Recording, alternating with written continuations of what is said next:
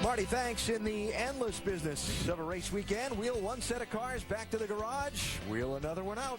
And today's main event, the 200-lap, 200-mile sprint for the NASCAR Nationwide Series, the second-to-lap race of the year. Dozen drivers doing double duty. They have to get out of the Cup car, head back into the hauler for that big debrief, the all-important give the crew chief the feedback for tomorrow's Cup race, and then head back out onto the grid to get ready for today's 200-mile go. And if this one is anything like the past couple of nationwide races here, it's going to be an eventful afternoon.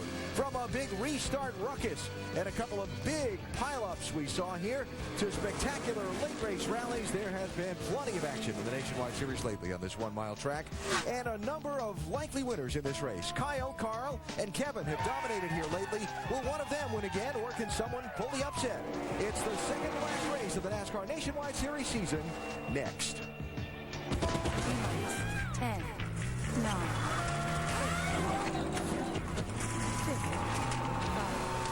4, 3,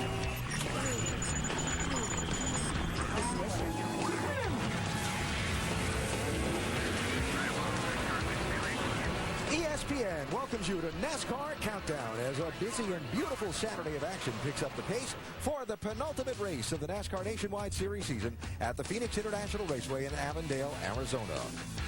The lineup for this race was set about 4 hours ago. Time trials held this morning local time.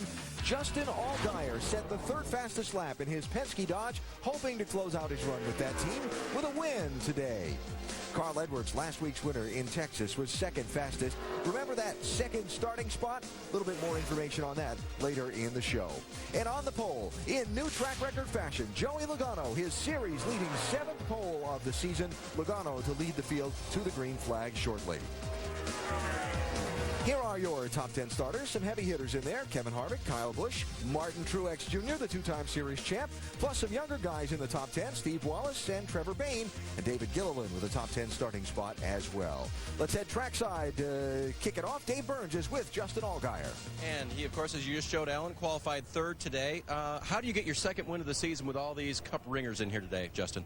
I think the same way we got our first one. You know, at Bristol, all the Cup guys were there, and we had a really strong race car. The Verizon Dodge was good at Bristol. It's as good, if not better, here today at Phoenix. And this same car we had at Gateway a couple of weeks ago, and unfortunately, we kind of gave that one away. And the guys went back to work and really just tried to redo this car and make it even better. They've done that. I was a little disappointed with qualifying third, and that's kind of frustrating to be disappointed at qualifying third, but I think we got a great opportunity. As long as it's in God's plan today, we'll be in great shape, and just go out there, have good pit stops all day, and keep track position. I think we'll have a good shot at winning. Great, thanks, Justin. We'll be watching from inside row 2 there, Alan. David, thank you. We have quite the spot for our ESPN pit studio here in Phoenix. We're right outside the wall at the exit of turn 2. The cars literally run right straight at us, and we hope they turn before they get here. Inside, Alan Bestwick with former Phoenix race winner Rusty Wallace, team owner Big Brad Daugherty, and champion crew chief Ray Evernham. Tell me why this track is so much fun.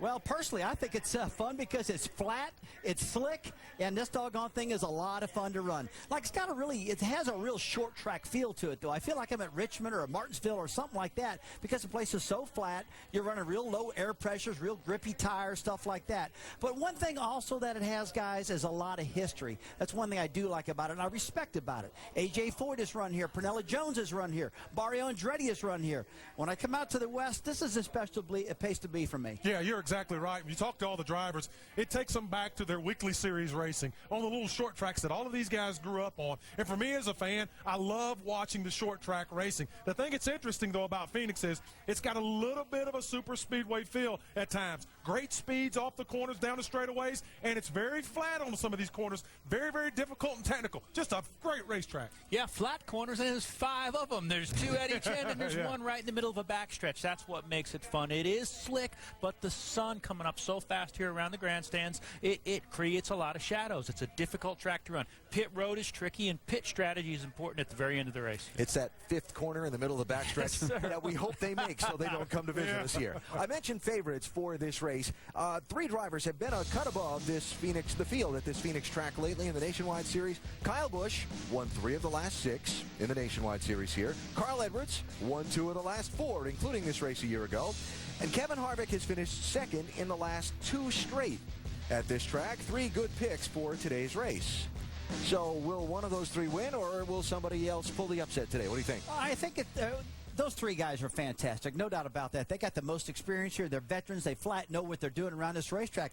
But personally, I do think they can be beaten. I think a new guy can win today, and probably will, or maybe will. Yeah. I mean, I think it's Might be right. Hedging. I'm a little hedging right there. I think it can happen, though. I think what we'll see today is Kevin Harvick. I talked to Kevin Harvick and his crew chief, Ernie Cope, right before the race. I said, man, Kyle Busch kicks you guys' butts every weekend. When's it going to change? And Kevin said, we've got a really good race car. And Ernie told me, we found some stuff. Plus, Kevin is hyper-focused on this weekend of winning a championship. So racing is all that's on his mind. He'll be a serious threat today. Oh, certainly. Kevin, Carl, and Kyle, they're all going to be serious threats. But when I look at how strong the Penske Dodges have been on the flat track, I think, wow, and then you'd say, well, of course, Brad Keselowski, he's the champion. But I think that guy right there, Justin Allgaier, is going to be tough. He drove by Brad Keselowski at Gateway a couple weeks ago, only give it up on pit road, and I really think that today may be his day. He's the guy that I'm going to go with to watch. Yeah. Going to be a really interesting 200 laps around this mile track, we believe, for the afternoon. Now,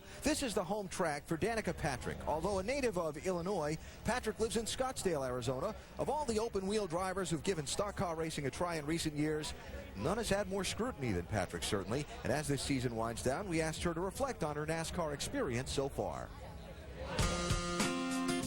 Well, 2010 has been an up and down year. There was so much curiosity and so much interest to whether or not I'd do the Daytona race in the Nationwide car. It is official. Danica Patrick will make her NASCAR debut this weekend at Daytona International Speedway. Saturday, Danica goes head-to--head with the sport's male stars. Danica Patrick will enter Saturday's Nationwide Series race there at Daytona. At the beginning of the year, I was a little hard on myself just with the lack of laps I had, and was a little discouraged and a little bit confused, and you kind of jump in the car and don't really know what to do every time.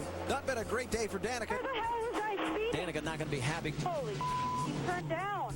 Every time I think I'm going to do well, I don't do well, and every time I'm not sure what to expect, I do well. It was really nice to go back to Fontana for a second time. I was actually kind of nervous because, okay, well, if I'm not better when I go back, this is going to be really bad, and what if I just don't get it there? And so to go back there for a second time and to do well and qualify in the top 15 and shoot, just be able to see the leaders at all, like see the leaders on the green flag for the start, see the leaders for a restart. I mean, I hadn't seen that all year. Danica Patrick, first repeat try at a stock car race this year. Look who's in the lucky dog spot. Danica Patrick is starting to pass a lot of cars. You're doing it, girl. Looks good.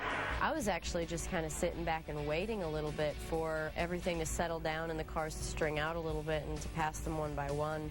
But then the yellow started coming out. That's when you really get bunched up. Trouble in the middle of the back straightaway. It looks like 2-3 cars involved. Danica Patrick, one of those cars. Definitely contact from James Busher. If he in any way starts to act up out there, yeah, I'm going to do something about it. It's always, well, I don't know. It's something to think about when somebody looks like maybe they've made an avoidable move.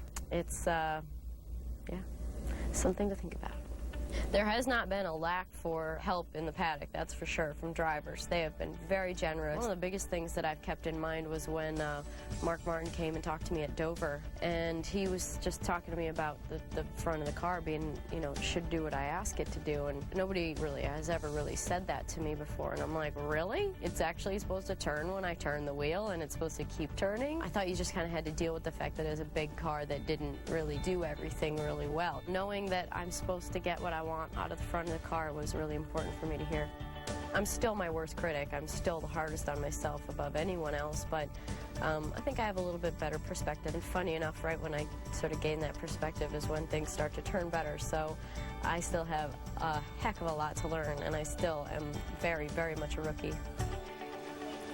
Well, 28th place starting spot today for Danica Patrick at Phoenix. Top 15 has been the goal. She will pursue that goal today, over 200 laps around this track. Coming up, restarts. They decided the Texas race last Saturday between Kyle Busch and that man, Carl Edwards. They were a huge story in the last race here as well. We'll take a look, talk about the restarts, the rules, the strategies, and the art of getting it just right when NASCAR Countdown continues from Phoenix. Did you know the edible cactus industry in Mexico yields $150 million a year? We're going into cactus business, boys. Tonight, ESPN delivers an SEC showdown as Steve Spurrier returns to the Swamp, where his number 23 Gamecocks take on Urban Meyer's Florida Gators for the SEC East title. It's college football primetime presented by Hampton Hotels. ESPN tonight at 7:15 Eastern. It's also available online and on your phone. Go to ESPN.com for more information. Old ball coach. Going to have his hands full tonight. Yes, Driver introductions underway. The 12 double-duty drivers who've just finished their Sprint Cup final practice, like Kyle Busch, done with the debrief and changing modes to Nationwide Series racing for 200 laps. Now, Kyle's last 2 Nationwide races at this track have been eventful, to say the least. Last November, Kyle tried to clinch the Series championship. Just 9 laps into the race, he has contact, and he spins. Oh, he did. He got took out pretty early there, but he was able to fight back and have a pretty successful day. He was racing for 4th. He dropped to 35th. Just missed this big wreck that happened just after he got through. He got as high as 4th in the race, faded to 9th at the finish. Carl Edwards won that race last November. Then in April, Kyle was leading on a restart with Brad Keselowski alongside. Controversy ensued. NASCAR said Busch didn't go before the restart zone ended. And so when the caution came out, he called Brad Keselowski as the race leader on the freeze. Looks like he got snookered. It's like he got on the brakes a little bit and just, backed the field up. We had that big, massive wreck. Well, that didn't make him happy. So on the next restart, Kyle blasted off. He didn't get on the brakes that time. He was on the throttle. He got trouble there, didn't he? Yeah, he did. Was penalized for jumping the restart, did a pass-through, dropped into 19th. So after a late caution, Kyle restarts 10th with 8 laps to go, and he's leading by 5 to go. So he's got a rocket ship there. He just blasted himself to the front. He was mad. Look at this. He gets underneath Keselowski, and it checks out. And goes on and wins this thing. Take that. Take your penalty. You know what you can do with it. So quite the eventful 2 Phoenix races for Kyle. Wondering if today will be as eventful, Dr. Jerry Punch. Well, as you said, Alan, Kyle put on a driving clinic here back in April. Kyle, we just showed the highlights. You took the lead with you started 10th with 8 laps to go and took the lead 2.5 laps later. They say this place is tough to pass on. You didn't have any trouble in the spring. What's the key to setting up and pulling off a pass here at Phoenix? Well, I mean, this racetrack's typical that, it's flat. It's kind of hard to get a lot of aerodynamics on your car, so you're trying to fight for wind and get out there. But once you get out front, man, it's smooth sailing most of the time. I say that, but I'll probably get passed for the lead today, so who knows. I feel like we've got a pretty good now center to drink Camry, though. It's been good since we unloaded. We've made changes to it, trying to get it a little bit better. Didn't really find a whole lot of speed, so kind of went back to basics, and hopefully it's good enough for us today. Over the years, we've seen a lot of chain reaction crashes here at Phoenix. So why are the restarts so treacherous here? Well, I mean, guys up front, they're always trying to play games with each other and try to get a jump on each other. And then all that does is get the guys anxious behind you, and they try to anticipate, and they anticipate a little bit wrong, and you start bottling things up, and people start running in the back of each other. You can't see through the cars. The spoilers are so high, the front ends are so low that, it's hard to be able to see over a car in front of you. So you always try to pull out and look around them, but even that's tough. Hey, good luck today. All right, thanks. Well, Kyle Busch will start 5th, but I don't expect him to stay there very long. Vince Welch. Standing by with Carl Edwards. He'll start 2nd today. Carl, a year ago, or I guess in April, you started on the pole but finished 6th. How does the car need to be better today to improve on that finishing position? It's a good question. I don't remember that race very well. The good thing is right now we've got a great Copart.com fusion. The qualifying went really well. I think that pit stall that we've got is the same pit stall we won the last time here out of. It's a good one, and we got a lot of folks from Fastenal here and a lot of folks from Ford that are really excited. Last week was a big week for us to be able to win that race heads up on a 1.5 miles. That was pretty cool. So hopefully we'll just have a good race here, and we've got a good crowd, and this is one of the most exciting racetracks to drive on, so I'm ready to go. You did win at Texas last week, and he's won here 3 times before, Alan. All right, Vince, thanks. Let's talk about last week for a minute. Last Saturday's Texas race came down to a late restart between leader Carl Edwards in the blue car and Kyle Busch in the 18. Carl gets the jump. Kyle thought too good a jump. The NASCAR said Carl was all good, and Carl took the win. See, I disagree with that. I think Carl goes right there. That's about 10 feet too early, in my opinion, so I think Kyle Busch is actually right. Carl did take off a little too soon, but you got to be ready. Well, back in April here, there was that restart where Kyle was leading with Brad Keselowski alongside. NASCAR said Kyle didn't initiate the restart while inside the restart zone, and when the caution came out for a crash behind them, called Brad Keselowski the leader. I agree with that. I mean, I think that Kyle looks to me like got on the brakes there, slowed the field up, and created a traffic jam behind him. Did a little brake checking, so I think he was wrong in that instance. Let's review the rules first for a restart. There are 2 lines on the outside wall of the racetrack.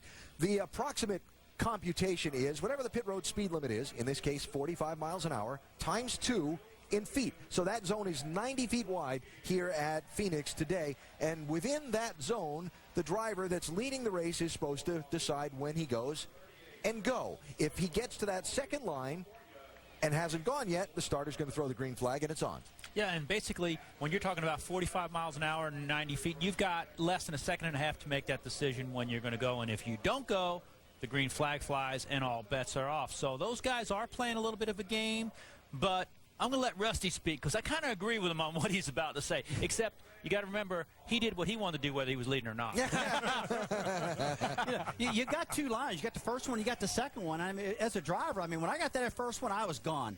I'm not going to play mind games with somebody, wait to the second one, stack them all up, let them all crash behind me, and all this stuff. I just don't like doing it that way. Man, I see the first one, hammer the throttle, get out of Dodge. Yeah, I mean, I was talking to one of the greatest restarters of all time in racing, Ron Hornaday, today, and he was talking about, you know, basically, you want the guys who are starting behind you to be worried about you.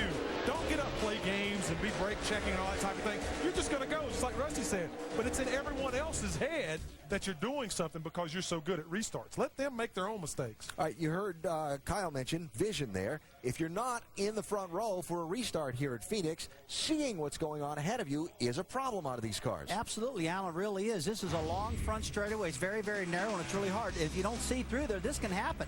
I mean, these guys are stacking up in front of you. You don't see it, you wreck, and that happens all the time at this particular racetrack, and vision is a big, big problem right here. And with the inside wall and the outside wall, that front straightaway is not all that wide. Set a couple race cars sideways across it, you got a big problem. You've got a huge problem. These race cars have such a low profile, and with that spoiler on the back of the car, you can't look through your competitor's windshield and see what's going on. So Rusty's right. You're in a very, very vulnerable position if they start crashing a couple of cars up in front of you. And by the way, what scares me, Ray did that second and a half calculation in his head on the fly. That concerns me. He's got some ciphering ability, doesn't he? Coming up, the driver who will lead this field to the green flag, Joey Logano, as well as Kevin Harvick, the happy one, looking to be the happiest today by taking home the trophy, plus what to watch for in today's race as NASCAR Countdown continues from the Valley of the Sun. This old cowboy told me a rattlesnake has a lifespan of 20 years. You know, I told him? Yeah. Not if he's in my yard, he does. Is that thing real? That's real. Hi, I'm Seth Rowe. You ever watch NASCAR and wish that instead of a track, the cars were on city streets and had giant machine guns mounted on them? Well, NASCAR obviously can't do that. But you can see it January 14th when the Green Hornet hits theaters in 3 weeks. No, Seth, NASCAR obviously can't do it, but it sure would be a show if they could. Getting ready to go racing in the second to last race of the year for the NASCAR Nationwide Series at Phoenix International Raceway. 22 minutes and change to the green flag. Joey Logano about to lead this field off from the pole position in this race. In the April event here, Logano was the leader when he came down pit road for a stop with just 11 to go and had contact with his teammate Kyle Busch. Did some damage to the right front fender. Logano led until 6 to go, then got shuffled and finished 10th. How about today's race? He starts from the pole, Jamie. He sure does. First pole here at Phoenix. 7th of the year, Joe. So obviously the car is fast. What kind of setup does it take, though, to keep the car up front? We'll see. I feel like I got a really good car. You know, we made a couple good adjustments at the end of practice that really felt like the balance really was a lot more consistent from the beginning of the run to the end. Wasn't changing a lot. You know, a lot of times throughout practice I'd, get looser for a while and then, get tight again. So I felt like it was more consistent throughout the run. I think that's going to be a big deal. So we'll see. We'll see how it goes. I feel like been able to win this race a few times and haven't sealed the deal yet. We were leading the spring race with 10 to go by straightaway, and always the caution comes out then. So hopefully today with the GameStop total we'll have the same car, and hopefully everything falls in the right place and we're able to win it. All right, consistency could be key to get his first win here at Phoenix. Dave? With Kevin Harvick, who plans to be consistent as well from his 4th place starting position. I know you'd like to kill the consistency on finishing second here, though, in this race. What can you do today, Kevin, to get that? Well, I think our car was pretty good. We just practiced the first practice yesterday to concentrate on the Cup car and missed the second one, but a lot of the same stuff that we had in the truck last night, and it ran very well, and I thought we were pretty good in the first practice. So we'll see where we're at, make an adjustment on the first pit stop and go from there, and everything should be fine. Try to get back to victory lane today, Alan. All right, David, thank you. We'll keep an eye on Happy Harvick from 4th starting spot in that 33 car. Normally at this track, teams worry about how to keep the brakes cool. But there's one situation where teams want to get those brakes a little warm. Tim Brewer in our Craftsman Tech Garage can explain further. Tim? Thanks, Alan. These brake pads are designed to work around 1,300 degrees. But anytime you're at the start of the race, and especially during restarts, you don't have that much heat in them. So you have to rely on the brake balance in the car. So the drivers, if they cranked a lot of ballast, a lot of pressure to the rear wheels to make the car turn in practice, they got to be real careful at the start of the race when they don't have a lot of heat in the brake pad, because you might lock the rear wheels up. That'll be exciting on the restarts as well as the start. AB? I think exciting would be an understatement there, Tim. Thank you very much. We'll keep an eye on if anyone has early lapse trouble today because they locked up the rear brakes. A few things to watch for in this one. How about trouble in turn 4? Oh, turn 4 is a tough one. There's a lot of room. The track's pretty wide between turn 3 and 4. Lets the drivers get pretty aggressive. See, they're going 2 and 3 wide, but if you do it wrong, you crash, and it seems like it happens a lot. See Logano spinning. In this particular accident, he actually recovered. It did not get hit. He did a good job driving there, but a lot of concern right down there. Boy, it's costly, too. Yeah, the thing for me, ain't no doubt about that. That's exactly right. The thing for me is going to be obviously the Owners' Championship. And as you can see right now, Joe Gibbs has an 81-point lead over Roger Penske.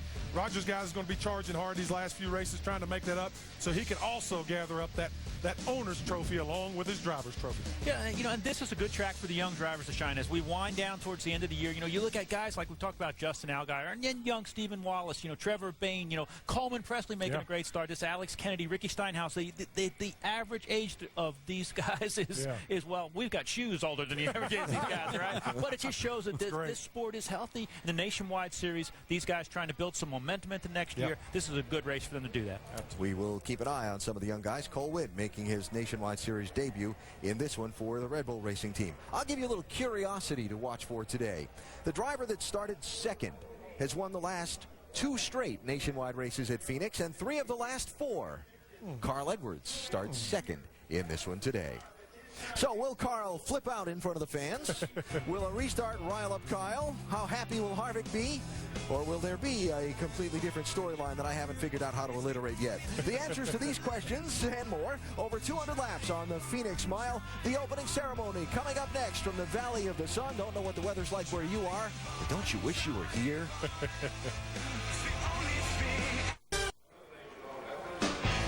Phoenix International Raceway, the Gila River on one side, the Desert Mountains on the other. It's in the middle of where all the action is this weekend on this tough 1-mile track. The second to last race of the NASCAR Nationwide Series season is about to unfold. Our ESPN coverage presented by Dodge. A Dodge driver has already locked up the Series Drivers Championship. Today, Brad Keselowski would love to add another win to what's already been a tremendous season. That will not be easy, though, against the strong field of 42 others. We go trackside for the opening ceremony. And now, please rise and remove your hats as the Carl Hayden High School Junior ROTC present our nation's colors. Please welcome Phoenix International Raceway Chaplain Ken Bowers as he offers today's invocation. Heavenly Father, we thank you again for allowing us to join you here for another day of racing. Mere words are inadequate to express our thanks for all the blessings that you provide for us. So I'm asking everyone to just think the words thank you right now. May we have a safe day of racing. And we ask all of these things in your name, and everyone said, Amen. Please welcome country recording artist Jessica Emerson from Tucson, Arizona, as she performs our national anthem. Oh, say, can you see by the dawn's early light what so proudly we hailed at the twilight's last gleaming, whose broad stripes and bright stars through the perilous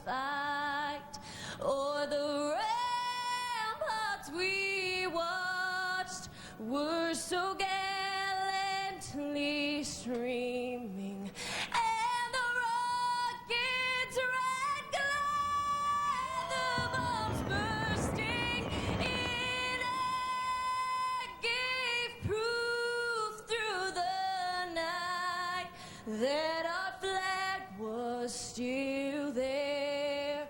Oh, say does that star-spangled banner yet wave o'er the land of the free and the home of the brave.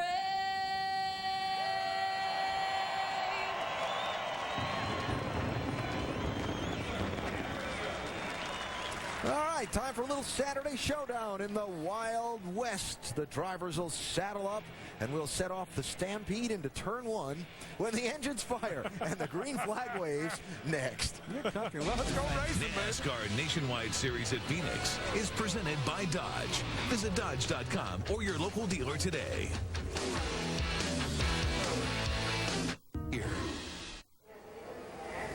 It's a huge sports weekend in Phoenix. The Suns and Coyotes played last night. Arizona State home later tonight. The Cardinals tomorrow.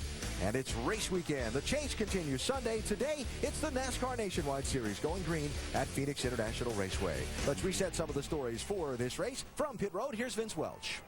Well, Alan, Jason Leffler has 2 races left to put a positive finish on what has been an otherwise less than satisfying season. And this is just the kind of racetrack that he'd like to do it on. It's the most comfortable track for him. It's the kind of track he cut his teeth on. He's a short track racer, and he's had his most success on this type of a racetrack. Crew Chief Eddie Pardue has given Leffler a good car all weekend. Both men think a top 5 is in order, maybe even better. It would certainly go a long way toward making Leffler feel better about 2010 if he could have a big run today. Jamie Little? Well, one of the goals of the Nationwide Series is to be a feeder series, a stepping stone for the young drivers. Well, today we welcome one of those new first-time drivers, Cole Witt, Red Bull Racing. At 19 years old, he has accomplished everything he possibly can. Every car he's ever sat in, he's had success. So his goal for today, well, to turn as many laps, gain as much experience. Scott Speed is even on the box. He's been helping coach him. This is the only planned Nationwide Series he has. He was fastest in happy hour, definitely getting some attention. Doc? Well, Jamie, Kyle Busch has won 3 of the last 6 races where they've run here in the Nationwide car at Phoenix. And the crew says, we know how to get to victory lane. We also know what's important here. It's about the 3 C's. The first C is car. Well, they got that covered. The car they're driving today has won twice in 3 starts this year, including the spring race here in April. The second C is contact. Got to avoid contact on pit road, getting in and out, and also those all-important restarts on the racetrack. And the third C is courage. Well, Kyle doesn't lack here at all. If you saw the final laps of the spring race, you totally understand that Kyle has a huge set of skills that allows him to do things with cars no one else can do. So look for Kyle to pull off the season sweep here at Phoenix today. Dave Burns. Doc, Eric Almirola loves this Phoenix International Raceway. Says it races like a short track, even though it's a mile. And that's a good thing, because in just a few series start this season, Eric's best finish came in a true short track, the O'Reilly Raceway Park.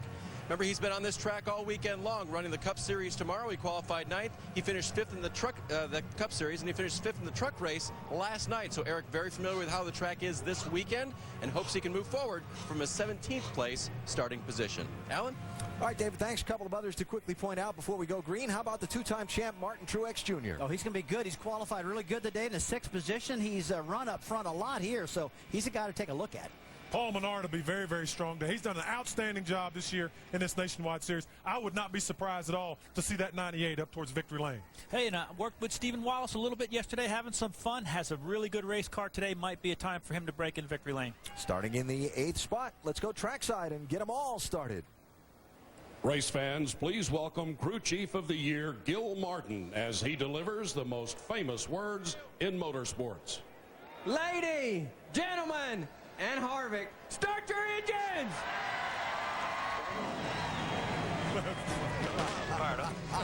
That's funny. That's great. Yeah, correct. 27 car behind me. Tempo, I got you. I see. Yeah, you know what they say, if you're going to dish it out, you better be ready to take it. There you go. All right, so the field and Harvick fired up and almost set to go. You know, it's an urban legend that this track's infield and hillside have to be cleared of rattlesnakes before the race weekend each time. It's also an urban legend that each of our three men in the booth ate some rattlesnake as part of their lunch just now. Marty Reed, Dale Jarrett, Andy Petrie. It does taste like chicken, you know. It was last week. We had it in Texas. I'm telling you the truth. We really did, Alan. Hello it's again. Good. It really was good. Hello again, everybody, and glad that you're with us. You know, the championship's been decided. Congratulations again to Brad Keselowski. But, guys, we still have a lot of agendas to finish up on. Oh, yeah, there's a lot of stories in this field and a lot of people with a lot to prove. And you've got people like Paul Menard. We heard Brad say Paul was going to have a good race. And he's won here in a late model series before. He is 5th in points, and he's got, you know, a good car. He can win this race, so he's got a lot to prove. And then you got Justin Allgaier. He's got 2 more races driving for Roger Penske. And you know, that's a great car. He can get another win. He already has one this year, so he's out there to win another race. Yeah, and now there's a couple of other young guys, Trevor Bayne and Stephen Wallace, starting up in the top 10, have a great opportunity here today. They'd like nothing better than to go to victory lane. But there's also a number of drivers just out there auditioning to try to find a ride for next year. So we're going to see them trying to impress someone out there looking for a young driver to jump in a car. Should be a lot of fun to watch. Well, you mentioned Trevor Bayne. He's going to be our in-race reporter today, coming off a really strong Cup debut last week at Texas where he finished 17th. He's driving the 17. Let's talk to him, DJ. Hey, Trevor, Dale Jarrett, ESPN. You have a copy? Sir. Hey, let me say congratulations on a great job last weekend, and that kind of goes into our mailbag question. Allison from River Oaks, Texas said, did you learn anything while running your first Sprint Cup race that you will apply to your nationwide racing? I don't know if it's one thing that you can just transfer directly. There's so much different in those cars. But I think just handling that kind of horsepower and handling those speeds and just driving that style car, now when I come back to this nationwide car, it almost seems a little bit easier. It's kind of like taking that step back. So I think that's why you see the Cup guys run so good in these nationwide cars, because once they master those Cup cars, then these nationwide cars just seem a lot easier to handle. All right, Trevor. Hey, it looks like you've made a pretty seamless transition over to Roush Racing. Has it been as easy as what it looks from the outside? I don't know. There's been the ups and downs, but we're definitely coming along strong here now. This was our best qualifying effort today here at 9th place, so hopefully we can stay up here and run good. We've been fast the last few weeks, and these guys have really just taken me under their wing. I mean, everybody in the whole organization, including Jack Roush, they've been great to me and given me a lot of opportunities, so I can't thank them enough, but we're still working at it. You know, I think we're going to get better and better every week as our chemistry gets better, and I get to know these guys more and more. All right, Trevor, have a great race. Thanks for talking with us. Now Andy's going to talk to your crew chief, Ricky Vire. All right, thank you, guys. How about it, Rick? It's Andy in the booth. You got us? Hey, Andy, how's it going? Hey, pretty good. Rick, you know, this is a pretty tricky racetrack to set up for. It's a little different on each end with the flat corner, and then you got a little banking down in turns 1 and 2. Now, which end of this racetrack is your setup going to favor today? I know I've heard you talk about that before, but really we're just trying to get favor both ends, to be honest with you. Yesterday we were a little bit tight both ends and didn't have the grip that we liked, so we made quite a bit of changes yesterday before the second practice and feel pretty good about it after qualifying 9th today. Well, good job qualifying, Ricky, and thanks for talking to us. Good luck today. Thank you, Andy. All right, the cars have begun to roll out of pit road. Our over-the-wall reporter is also a member of the 17 team. He is the Jackman Will Sturgill, hometown of Lexington, Kentucky. Thanks for doing the job for us, Will. You guys be safe down there today. We're going to step aside for a quick break, which it means when we come back, it'll be time to go green. And he's not talking. Just about ready to go green here at Phoenix. The next to last race of the NASCAR Nationwide Series. Starting grid will come across the top of your screen. We can tell you that Brett Rowe, Eric McClure, Darrell Haar, Kevin LePage, Chase Miller, Carl Long did not qualify. And Mike Bliss is going to the rear for an engine change. And David Green, even though he was starting in the rear, is going to stay there because he missed the driver's meeting. Take a look at the onboards quickly. We've got one with Danica Patrick, Justin Allgaier, and we've already talked to Trevor Bayne, Kyle Busch, Kevin Harvick, Brendan Gaughan, Stephen Wallace, and Ryan Truex round out our onboard list. So we take a look at the track facts here at Phoenix. Obviously, it's the corners that we always seem to focus on. Yeah, just not a lot of banking there. These guys have to really slide the cars through there, and the driver that can do that the best is going to be up front today. Pace car bringing him down through turn number 3 as we're getting ready to go for 200 laps here at Phoenix International Raceway.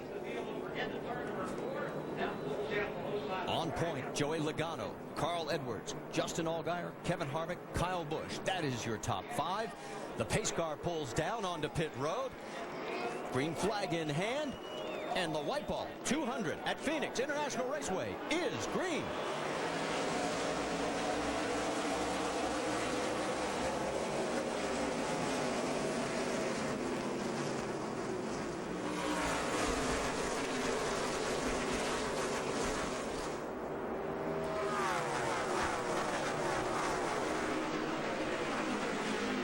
Great start by Joey Logano, and the action's already picking up. A little bit further back, Kevin Harvick side by side with the 18 of Kyle Busch. Lap number 1 in the books. It'll be Joey Logano leading, Justin Allgaier second, Carl Edwards third, Truex, and Harvick your top 5. You can already see those shadows being a little bit of a factor down in turns 1 and 2. Man, look at Allgaier putting the pressure on Logano. You guys mentioned the fact that he wants to get his second nationwide win. And he is on the inside of Joey. Yeah, you think back a few weeks ago, what a great race and car he had down in St. Louis. And I had to think that when they came here that they were going to be very good. They didn't win that race, but, man, they ran up front all day long. The top 3, in fact, trying to open up a little ground over 4th place. Martin Truex. There's a guy coming right behind Allgaier, though, that has just been so fast all weekend in both series is Carl Edwards. He's led every practice and qualifying in the Sprint Cup Series, and in here he was on the outside pole by just a little bit. While this action continues, we'll tell you Jeff Green and David Green have already pulled on to pit road. See Harvick trying to take this spot back on the inside. Kyle Busch was able to make the pass on the high side. Kevin trying to get back up underneath and take that 4th spot back away. I'm sorry, the 5th spot. While all this action continues, we'll also report that Dennis Setzer and Brian Keselowski are now heading for the parking garage. Great onboard look right there, and Kyle has to back off a little bit, fall in behind Harvick. Martin Truex, and yes, that is Travis Pastrana's likeness. He's going to be running about 7 races next year, the word is, and he'll be working his way up through the ranks, and plan is he'll end up running here in the Nationwide Series. A little bit further back, our in-race reporter has his hands full right now with Jason Leffler. Yeah, this is a racetrack Jason Leffler likes to come to. He usually runs well here. Hasn't had a lot of luck sometimes, but he runs good. Trying to get 3 wide early. As Vince pointed out, he's had success here in the open wheel ranks back when he was running USAC. Got his teammate bearing down on him right there, Reed Sorensen. Another good battle. Battle for 5th right now. You've got Kevin Harvick, and then Martin Truex, Kyle Busch, and the 98 of Paul Menard. Yeah, you see Kyle Busch got the left front down on the apron a little bit there. Caused him to be a little bit slow on the exit of turn 4. Menard trying to take over that 6th spot. Can't get it done. You're not missing anything up front. Joey Logano has now opened up about a 0.6 of a second lead over Justin Allgaier. Side by side, Brad Keselowski, and along with Reed Sorensen, and Keselowski's going to take the spot. So move Keselowski up into the 11th position.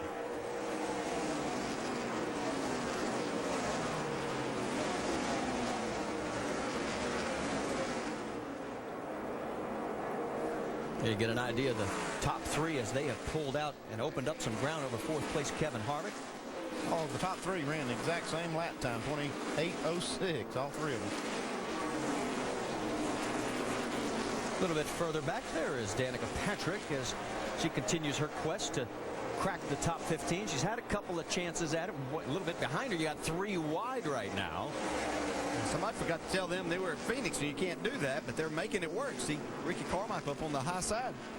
And Mike Bliss down low. And remember, Bliss had to make an engine change, blew it during qualifying, and he is making some movement towards the front. He's already picked up 4 spots, now make it 5.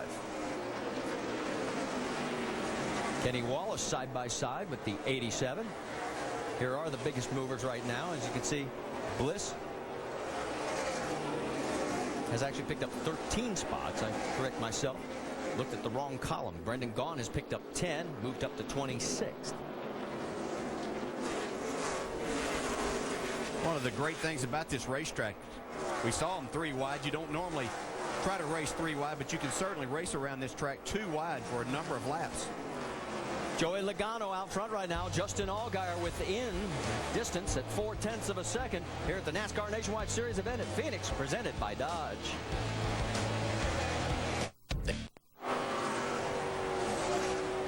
If you're a Verizon Wireless customer, text Champion to 43776 and you can get exclusive Champion Chats content from our NASCAR Now roundtable of experts. This week, the discussion, the crew swap between the 48 and the 24 and its effects.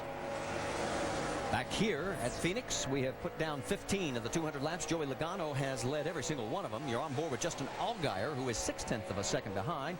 Carl Edwards is third, then Kevin Harvick and Martin Truex round out the top 5. Now, Paul Menard was putting pressure on Kyle Busch during the break, had a bit of a bobble. Let's go back and take a look. Drives up underneath Kyle Busch right here. Paul does. That gets just a little bit on the apron. Whoa, baby. Yeah, a lot of times you use that to get your car turned a little bit and get some drive off there, but that actually is a banking on that apron that falls away from you, so you have to be extremely careful. See, Paul did a nice job of saving it, but has now kind of lost contact with Kyle Busch. See, Steve Wallace caught up with him before he was able to gather it back. Yeah, he sort of dropped into the clutches of the 66, and now Stevens trying to put him away here as we're working lap number 18. A lot of times you heat that right rear tire up like that one time. You have to give it some time to cool off, as you see a battle for second now. Carl Edwards coming to life as he's putting pressure on Justin Allgaier. And he talked about how Carl's just been fast everything he's been in out here this weekend. And he'd like nothing better than to get to that second spot and see if he can go, see if he's got anything for Mr. Logano. He'll start on pole in tomorrow's Sprint Cup race. Again, on the left side, he's putting a fender underneath him. On the right side, you can see Reed Sorensen and Trevor Bayne, our in-race reporter, battling for 10th. And on the left side, these guys are side by side. Yes, makes it difficult to make this pass with these tapered spacers and the lack of horsepower that you have. As you see, we're going to split David Green in that 49. And that was the advantage for Carl, because Justin had to take the high side, but here he comes right back. Yeah, got a lot of momentum coming off there. Nice move by the young Allgaier on the wily veteran. And by the way, former champion of the series. Nudge right there. Oh, man, that's some close racing right there. It's pretty textbook there is what you do in trying to make a pass on this racetrack. Sometimes you have to use that bumper to just break traction. See, jumping in the throttle there and putting the slide job on. Now Carl go after Joey Logano. Well, of course, Justin, the highest nationwide series regular in the points in 4th. And if all the rumors that keep flying around about, Cup drivers not being eligible for the championship next year, he will be considered one of the contenders as a nationwide only driver. Again, no official word yet from NASCAR on that. Joey Logano out in front now by 1.2 seconds. And he had a little trouble with lap traffic just a little bit earlier. Here again is Green. Caution's got out. Caution on the track, and whoa. So Joey, a bit of a moment there with, and there's the reason, as we've got the 70 of Mark Green. Coming to you, Skip. Second gear, 3,500. So our first caution flies here as we've completed 22 of the 200 scheduled laps. Our race leader on every single one of them so far has been Joey Logano. And there you see Mark has made it back to pit road. Over here, guys. Let's jack it up and see. I can tell you right now we have 3 cars. I'd have to guess it's a rear end. 3 cars out of the race. Brian Keselowski, Dennis Setzer, and Jeff Green. One other car is off track right now. And that's Lewandowski. 70 was 34th at the time that this situation had developed for them. And I guess big question, guys, do you want to pit? I mean, you're far enough away from your fuel window. Still got plenty of fuel. Looks like they're getting ready to pit. Everybody up on the wall.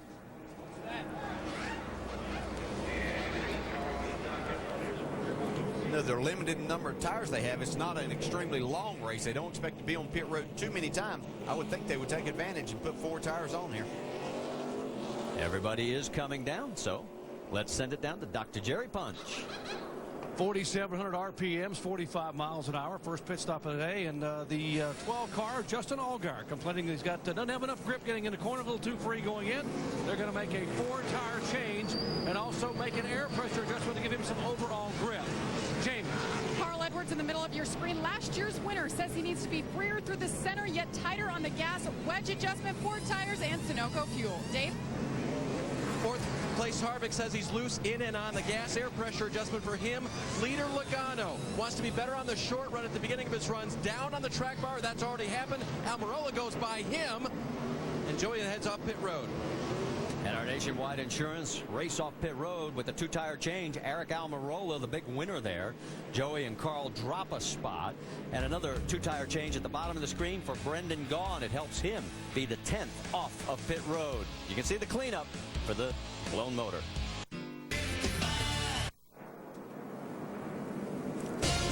ABC Saturday Night Football delivers regional action. Most of the nation will see a Big 12 battle as the nation's leading receiver Justin Blackmon leads the Cowboys' dangerous aerial assault against Mac Brown's Texas Longhorns.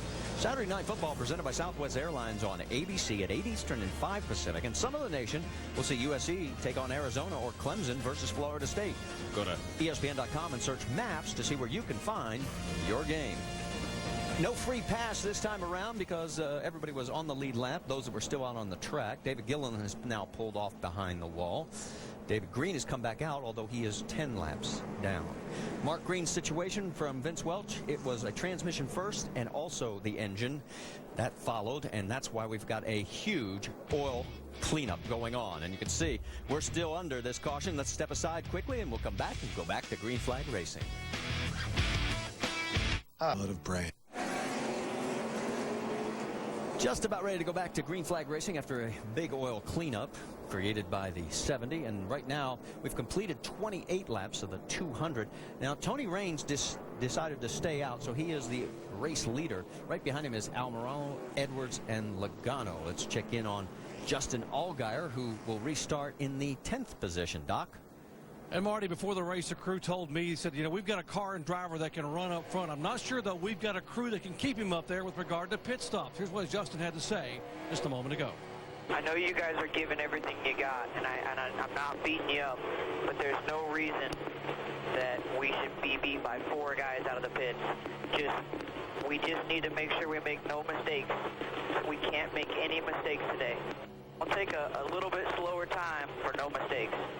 They knew it would be a challenge for the crew on pit road. They've got a really good car on the racetrack, and they're going to try to make a difference here in the pits. Marty. Green flag flies as you finish, Doc. It's Raines, Almirola, Logano, Edwards, Kyle Busch, and Harvick. Here we go. And Tony's not a fast car, and Logano wants around him. Look out, he's right in the middle here. They're going to split him. That's Harvick going underneath. Menard on the high side.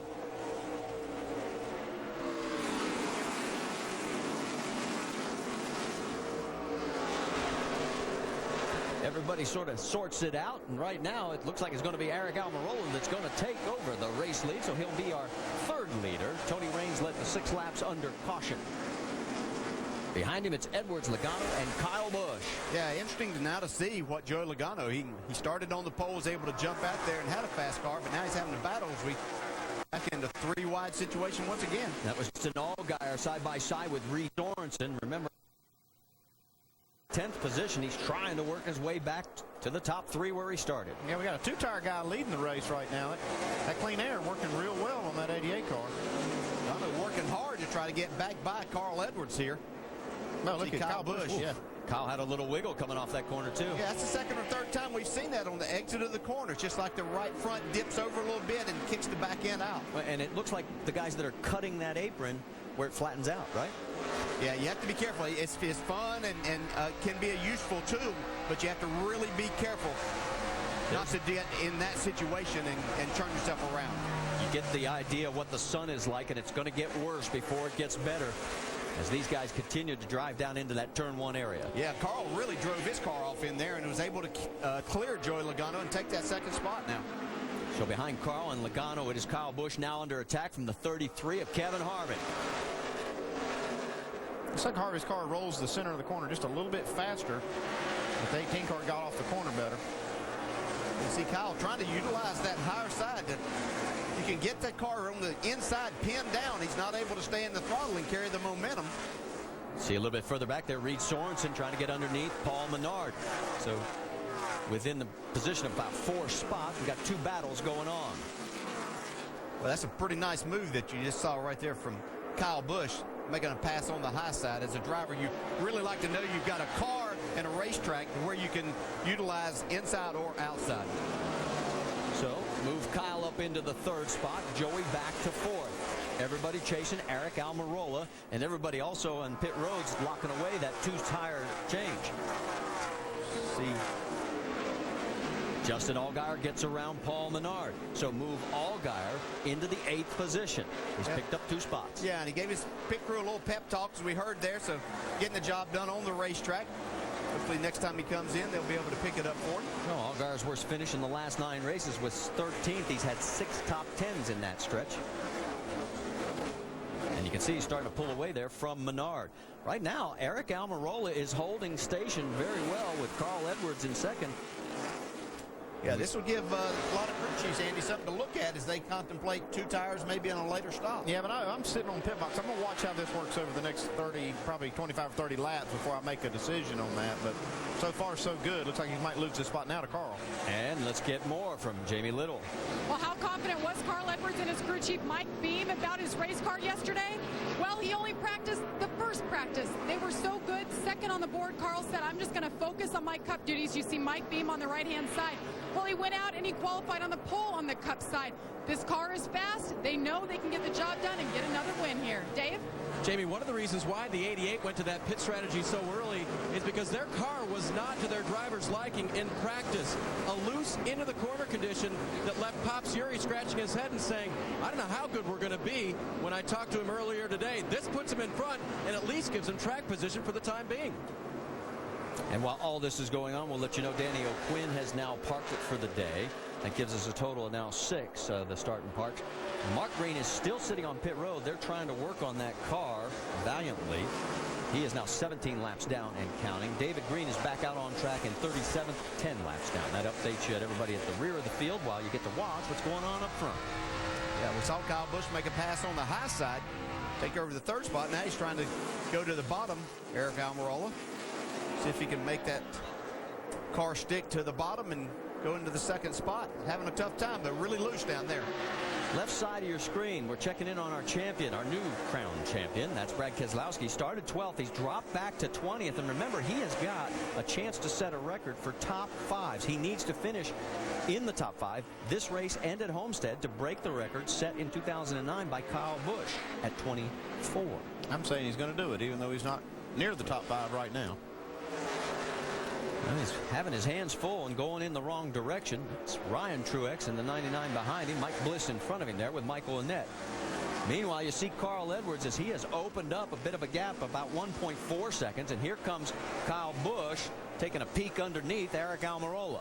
He's kind of stacked up about 4 cars behind him, too. You can tell that when you see that gap in front of somebody, you can tell that's he's definitely holding up this group. Right here's where Kyle's been having his trouble. Yeah, he makes it stick that time and is able to put the slide job. Every time he tried to really jump in the throttle, he would get loose, but everything worked well there. Well, it looked like he came awfully close to that wall on the exit of 4, but as you said, he does make the clear, and now Eric is starting to slide into the clutches of many other cars. And got Joey Logano coming up on him next. So right now it is Carl Edwards as he is out in front here in our race at Phoenix, presented by Dodge.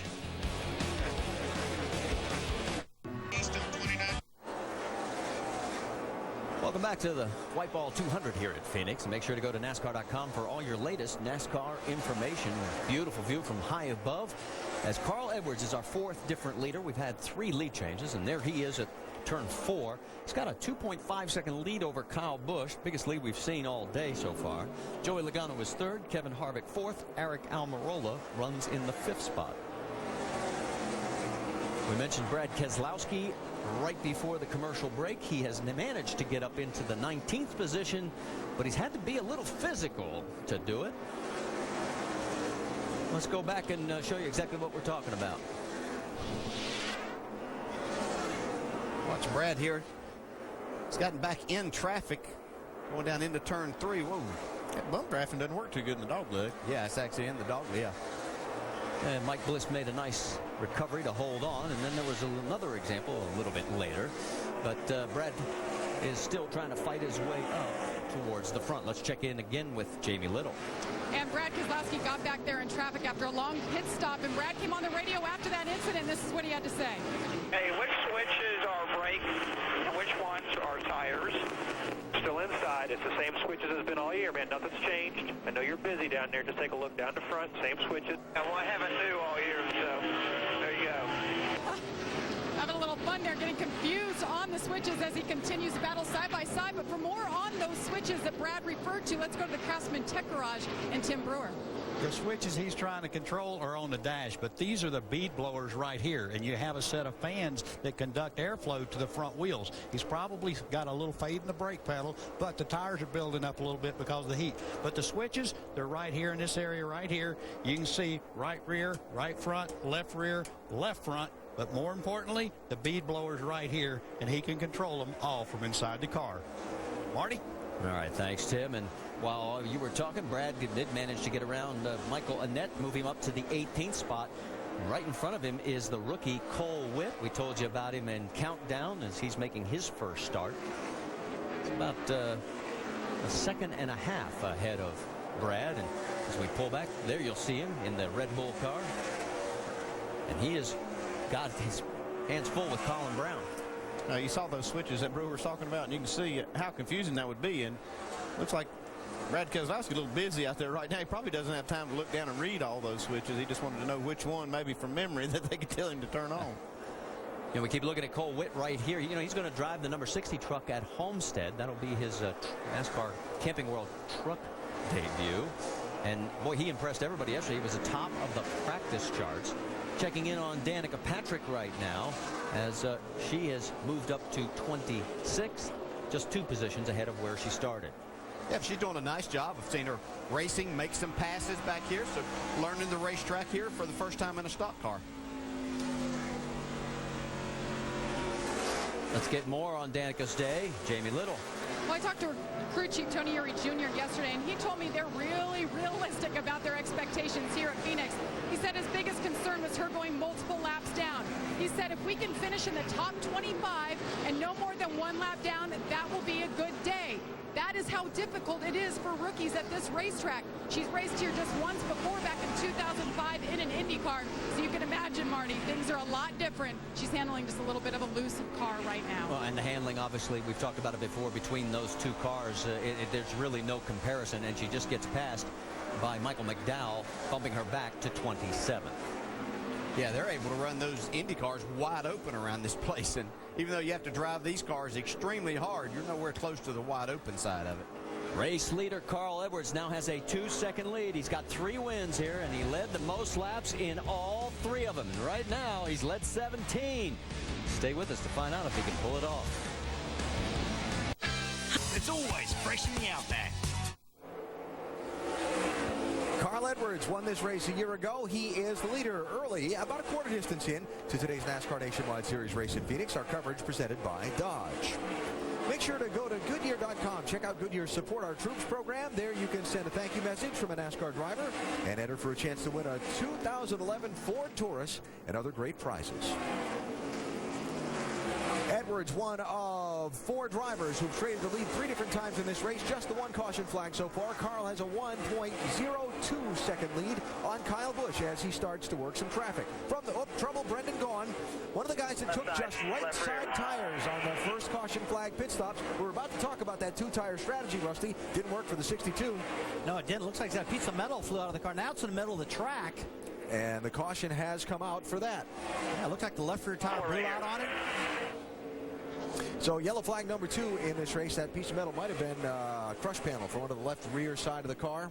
Yeah, absolutely. Once that belt starts to flap. When the pressure goes down the tire, it starts to kick the belt off, and it tears up the lower sheet metal in the car. This is something that I don't know why we see it, but we do see it a lot when somebody takes 2 tires. Your tendency to get a flat seems to increase, and there are a lot of flat tires here at Phoenix when that happens, and I don't know whether it's because of the heat or it tends to pick up debris. I was just about to talk about Eric Almirola, how good he's been doing on 2 tires, led the race for a long time. And then you see the 62 car have a left rear flat. Now, it might have been from contact or something like that. I've got to believe that's what it was. Almirola, a net of 4 positions by the 2-tire stop. He went from 11th at the first caution. He's going to take this yellow flag back in 5th position. So that's a pretty good net gain there. 6 spots up by using the 2-tire strategy. And I think that's one you got to think about late in the race. So 20 to go. I mean, if you're looking for track position, come down 2-tire to thing, because now the field have got a sneak peek at Eric Almirola's car, how good it ran on those 2 tires. And that's something you might want to gamble with.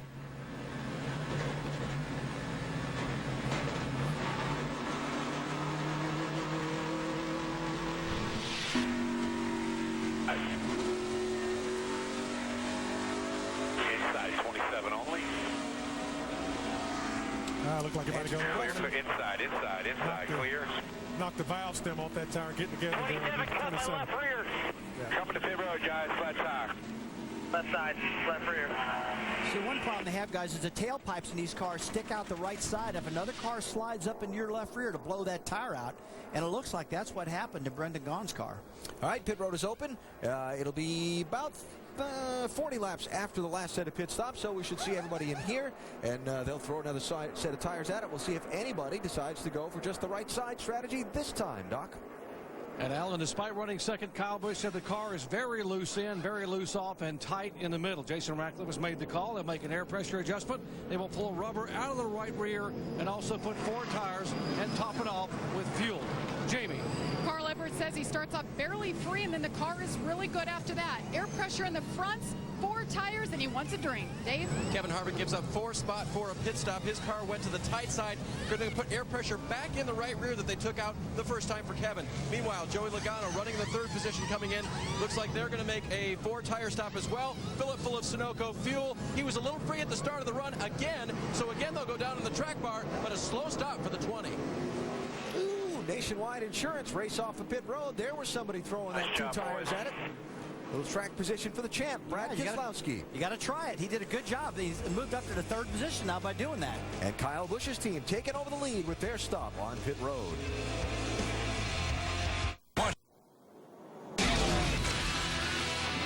Hi, I'm Seth Rowe.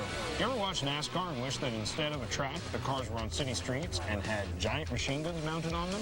Well, NASCAR obviously can't do that. But you can see it January 14th when the Green Hornet hits theaters in 3 weeks.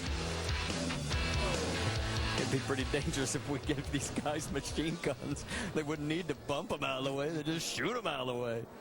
All right, let's reset it for you. Kyle Busch is up front now because of the bad pit stop for Carl Edwards. Also, a penalty for the 15 of Michael Annett. He now finds himself 1 lap down and being penalized. I'll show you exactly what happened, Andy. After having a pretty decent run so far, he comes in to make his pit stop. He's trying to get pointed out, and you see he's on the edge of that line. That official is all the time telling him, move it over, you got to get over, and if you don't, it's a 1-lap penalty. That's a big penalty to be out of the box. Now, we mentioned the fact that Carl Edwards' crew had problems. Watch the Jackman. Came in as the leader. Jackman comes around the car. Whoops. Slips on a lug nut or something over there. That cost him a little bit of time. Cost him the lead. And he'll restart in 2nd position. Free pass goes to Tony Raines, and there is the comparison. Yeah, you see right there, Kyle Busch's team consistently making those fast pit stops and gets him out front. So Kyle Busch will now be the race leader, our 5th different leader. Remember, he led 126 laps in a win here in April. He's taking the high side. Carl tries to squeeze him up. And here we go. We're back to green flag racing. Logano, Keselowski, Allgaier, and Almirola behind him. Look at Harvick making a move underneath. Martin Truex, he picks up a spot further back. Yeah, he lost 5 spots on his last pit stop. See, 3 wide just behind this front group. Side by side. Here we go. You mentioned the 3 of them, and It was Truex sort of getting out of the throttle. We still got 3. That's Cole Witt in the middle of that sandwich. The rookie's getting his taste of NASCAR racing nationwide style. Leffler gets around him. He's underneath now Trevor Bayne for another spot. These guys think they're at Talladega. Also in that mix, Ricky Stenhouse, leader in the Rookie of the Year race. The man he's racing for that title right alongside with him, Brian Scott. And that's going to be an interesting battle because Scott has got basically Joe Gibbs racing equipment, guys. Yes, he getting ready to make his move. They were able to get a car for Brian Scott to come here. Doing very well with it so far. So getting a little preview of what's to come next year. 5 points separate those two. Stenhouse has the lead with just these 2 races remaining. Well, it looks like the saner heads have finally prevailed. The 3 wide has ended at least for now. And Colin Brown is behind Cole Witt, as you saw go through. There's the race up front. Kyle Busch with Carl Edwards close behind. Then Joey Logano, Justin Allgaier, Brad Keselowski. That's your top 5.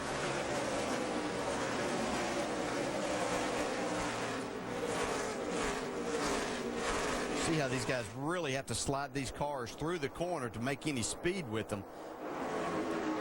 Stephen Wallace right now with Reed Sorensen, Paul Menard. That is for 8th, 9th, and 10 on the racetrack.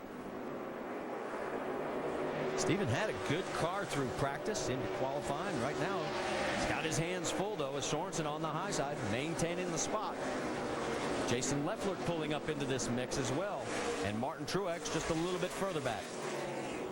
It's a great battle there, and you can see Steve Wallace has a good race car. He's doing a nice job on the inside. It's very easy as you try to get a little too aggressive. Now the battle for the lead. Carl Edwards on the inside tried to make this work. Side by side as they come by the stripe, but Kyle will be credited with the position at the stripe. So Kyle has now led a total of 9 laps. Edwards has led the most so far, 27 of the 5 that have led. On the left side of your screen as we continue with the battle for the lead, and it looks like Carl, nope, not going to be able to squeeze it out right now. The battle for 3rd is also interesting with Joey Logano trying to hold off Justin Allgaier. Yeah, if you're going to get the lead right there, you're not going to do it out driving them down into the corner. You have to do it off. And now you see Carl Edwards' car really hooked up on the exit now. Yeah, it says, we'll buy your car. If I'm going to buy one, I'm going to buy his. He's got the best one today. A 5th lead change, and now Carl Edwards back out in front. Top 4, though, right there in one nice freight train. A little bit further back to 5th place, Brad Keselowski. Now remember, Brad was a 2-tire recipient on the last round of pit stops. His crew chief Paul Wolf was studying when that 88 car took 2 tires and stayed up there, and that was a good move by Pop Shuri to do that. It really gained positions for Eric Almirola, and now Brad Keselowski is using that to his advantage. He picked up a net of 6, as Alan Bestwick pointed out, and right now you can see he was back in 19th spot, and so here he is up in 5th. Yeah, he's going to net quite a few more.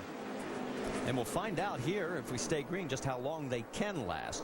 Meanwhile, here is Joey Logano and Justin Allgaier. The battle for 3rd heating up again. Let's get more. Dave Burns. And Marty, I think that if Joey Logano had the car he had a run ago, he would not have been able to hold off Justin Allgaier this long. That's because of the short run, it was just a little bit too loose. Joey couldn't be aggressive with it. And we've seen since the restart that he's been able to hold him off, driving on the high side, or holding him off now, clinging to the low side. They made a track bar adjustment to give him just a little bit more aggressive ability at the beginning of the run. The view from on board with Justin. Yeah, we talk about having to slide these cars around, but you got them sideways. You can't be aggressive. You can't carry the speed that you need to through the corner, so you lose that, and then you get past on the exit. Well, the other side of that is if you go look at Allgaier, take the spot. But the other side of that is if you get the car where it's really stable in the back, then it's kind of shoving the nose, and it won't make the speed. So it's kind of a fine line these teams fight to get that car to go around the corner. Left side of your screen, Ryan Truex was putting a run on Mike Bliss for that 19th spot and had to back out of it. And right behind him in the 23 is young Coleman Presley. Yeah, Coleman Presley doing a very nice job there. See Danica in a battle here. Michael Annett, who is 1 lap down. Danica Patrick in 24th position. Now Annett is the first car 1 lap down in 29th.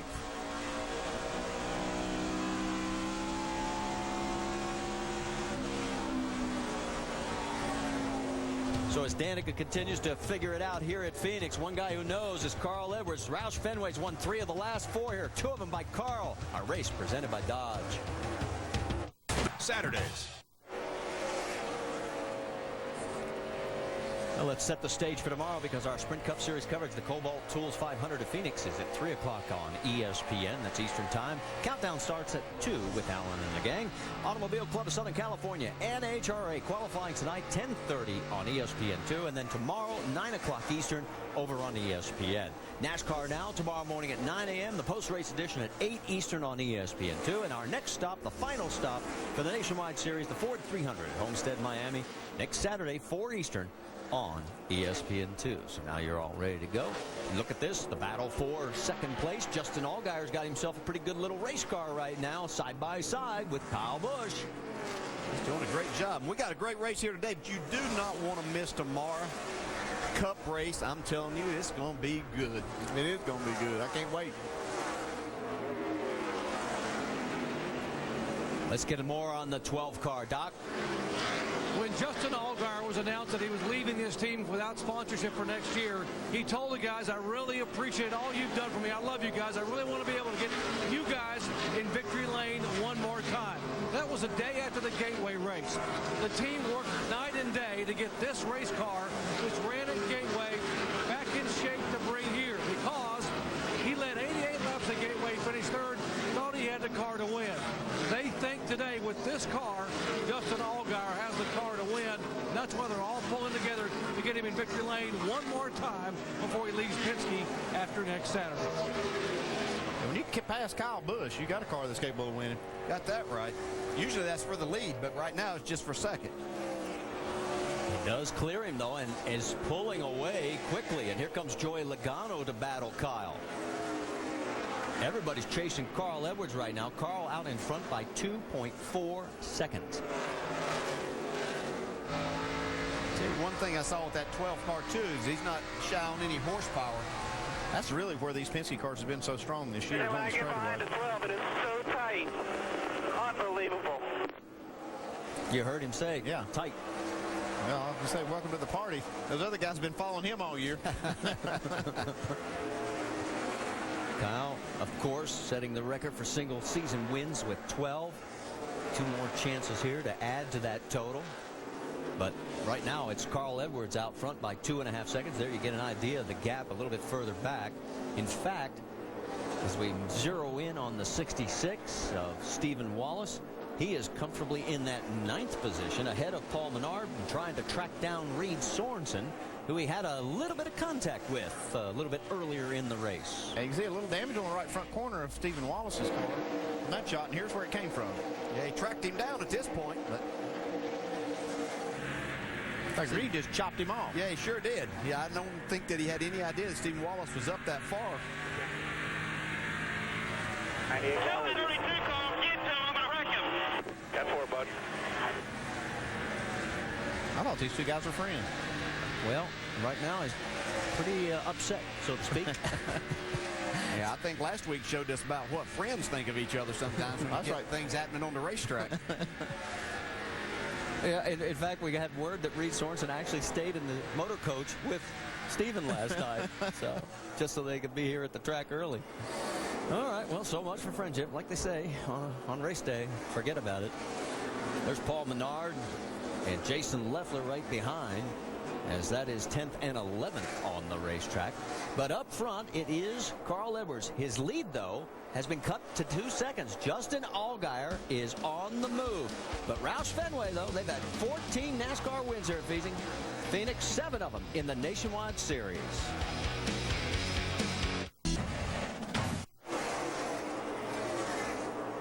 Back here at Phoenix International Raceway, we are getting close to halfway, and Carl Edwards is our race leader. Kyle Busch during the break got around Justin Allgaier to retake 2nd position. And for Edwards, of course, he has 2 wins here in the Nationwide Series. Kyle Busch has 3. In fact, between them, they've won 5 of the last 6 Nationwide Series events here at Phoenix. A little bit further back in 3rd, you got Justin Allgaier looking for his 2nd win of the year. Of course, he got his 1st career win at Bristol earlier this season. Joey Logano had a chance to win this race last year. didn't quite get it done. He's running in 4th right now. Kevin Harvick fighting and clawing his way. He's gotten within striking distance. He's back within the top 5. All of those winners this year. In fact, the man in 6th is the only one in the top 7 without a win this season. Let's go up to speed with the rest of that field and start it off with Dave Burns. And that is Eric Almirola in the 88. Remember, he'll drive that car full time for these guys next season. This is his 6th start of this year. As far as the car right now, he hasn't said much of anything at all. The good news is that from their 17th starting position, they did that 2-tire stop, got him track position, and the 4-tire change with no chassis adjustments on the last run has kept him in the game, Vince. Reed Sorensen in the 32 has moved up 7 spots, started 14th, now running 7th. They've made a couple of track bar adjustments, also pulled a rubber out of that left rear on the last stop to get the car more to Reed's liking. He had a handful early, but says it's much better now. Jamie? Behind him is Brad Keselowski after having a long pit stop on the first round of stops. He fell back in traffic, but the last stop, they opted to take right sides only, and he's been good, saying the car is just a little bit loose right now. Dave? And Stephen Wallace in the 66 car running along right now. Tight off was the last condition for him. Needs a little more front grip for Stephen. Crew Chief Scott McDougall had some visitors this weekend during practice. Ray Evernham, Rusty Wallace, and General Manager Larry Carter. Goodness, that's a lot of horsepower down in the pits. And Scott said it didn't bother him at all. He liked their input. Anytime you can hear from those 3 guys, you can always take away something, Vince.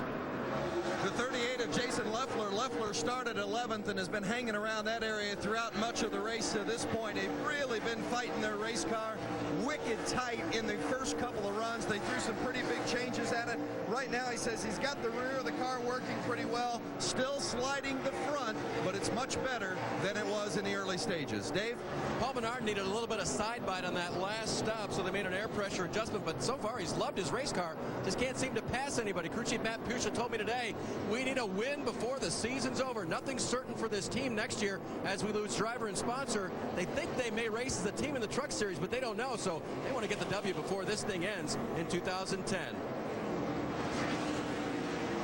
The 11 of James Boucher is having a pretty solid afternoon today. Boucher hasn't run full-time in the series, but he's getting a good opportunity in that Great Clips car for Braun Racing. He runs full-time for Turner Motorsports on the truck side, so getting one of those opportunities here in the Nationwide Series. He sat on the pole last weekend at Texas, but had a disappointing finish of 37th. Regular in the Camping World Truck Series having a better go at it in the Nationwide Series today. Jamie? And hats off to Cole Witt, making his first ever start in the Nationwide Series. Started 23rd, continues to work his way up, passing cars 13th right now. He's got the entire Red Bull crew down here from his K&N Pro Series. That's where he ran earlier this year. Ended up finishing 4th in the points that year. Doing a great job impressing the team. Been solid on pit stops as the car is just a bit loose, but he's looking toward the front. And right behind him, Martin Truex Jr. continues to drop back, making his 5th start this year. And you see contact right there with the 0-9 going for the Rookie of the Year status right now. The battle continues, the 0-0. And he looks like he has a fender rub right there. Yes, and he does. And the smoke continues to fall. The 0-0's got to pit. This is that Travis Pastrana car, Marty. All right, Jamie, and yeah, the tire rub does continue. And we, of course, have our Up to Speed presented by Jack Daniels. Good job, guys. And you can see Trevor Bayne as he gets around now the wounded 00. Let's show you the contact one more time. You see Brian Scott is trying to make that pass and just got against 00. Not very happy about it, but pretty much used up that left front. He will, as Jamie said, probably have to hit pit road one way or another. Yeah, if he doesn't blow that left front tire, he might have to. I'm worried about that. That thing could blow that tire pretty easily. Trevor Bayne did get around him, so Bayne's now 15th. Truex now in 16th position, and definitely the concern right now is that left front tire on the 00. See, the smoke's lit up a lot, but it still looks precarious. Top 5 has shuffled a little bit up front. Carl Edwards is still out in front. We mentioned the fact that Kyle Busch had gotten back around Justin Allgaier. Kevin Harvick now has moved into the 4th position. And Joey Logano rounds out the top 5. This is almost the same story we've seen so many times with Kevin Harvick. A fast race car and losing spots on pit road. They lost 5 spots that last caution. It's taken Kevin a while now to try to make it up. Harvick has finished in the top 10 in the last 11 races here. And as we go to break, you can see it's still Carl Edwards. Our coverage presented by Dodge. People selling their. Welcome back to the Wypall 200 here at Phoenix. Make sure to go to NASCAR.com for all your latest NASCAR information. Our race leader is Carl Edwards. He's led the most laps of the 5 different leaders we've had. He's totaled 68 and counting right now. He has just put Danica Patrick a lap down. She's running in 23rd position. We can tell you that 9 cars are officially now listed out of the race. There is Danica. She just got past 3 laps ago. And let's check in with Jamie Little.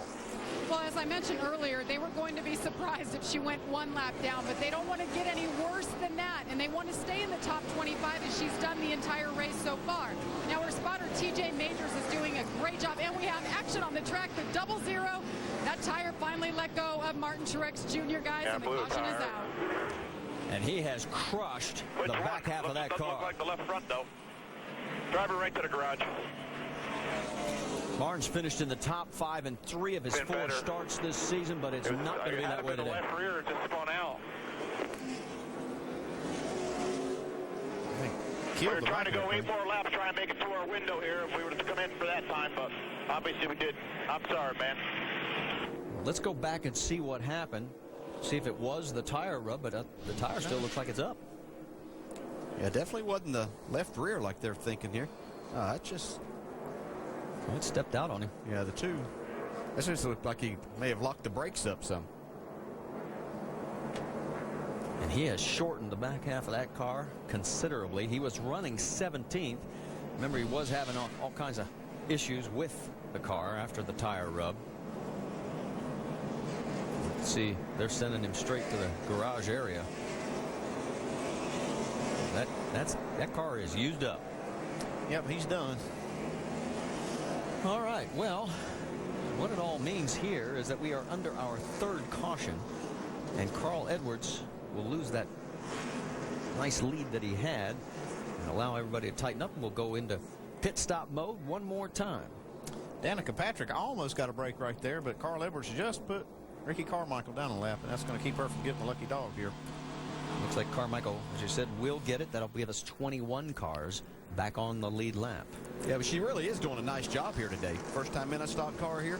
I've been watching her. She's making passes and got herself up there in 22nd right now. Started the race in 28th position. Here comes the race leaders down pit road, 45 miles an hour. You can see locking up the brakes, Justin Allgaier, making sure he's at that speed limit. Let's send it down to Dr. Jerry Punch. All right, here they come down pit road, 45 miles an hour. Now, Kyle Busch said the car was starting to rapidly change. They're going to make an adjustment 1 round down on the track bar. Air pressure tear off on the windshield. In front of him, the 12 car, Justin Allgaier, that the car was tight and would not turn. Major air pressure adjustment. Jamie. And the 60th Carl Edwards said he could be just a little bit tighter. They're going to take some air out of the right rear 4 tires. Dave? Kevin Harvick is running 4th. Just a tick-tight air pressure adjustment for him. They'll add tape to the grill. For the 20 car of Joey Logano running 5th, up on the track bar, a little bit too tight for him. Here's the race off of pit road. Looks like Carl Edwards is going to win it again, and he will retain the lead. Edwards and Busch come out right where they came in. Almirola picks up 2 spots. Kevin Harvick's crew picked him up a spot. And our Nationwide Insurance race off pit road. Justin Allgaier's team lost 2 more. Stay with us. Watch. Ladies, gentlemen, and Harvick, start your engine!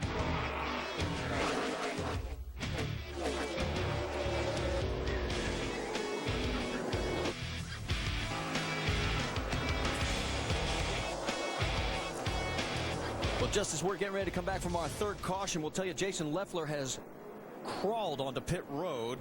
It is in our restart. Edwards, Kyle Busch, Harvick, Almirola, and Allgaier. Leffler was running in the 10th position, and a little bit further back in 11th, Cole Witt, the rookie. That's right, he's 11th with Trevor Bayne right alongside, and we're back to green flag racing.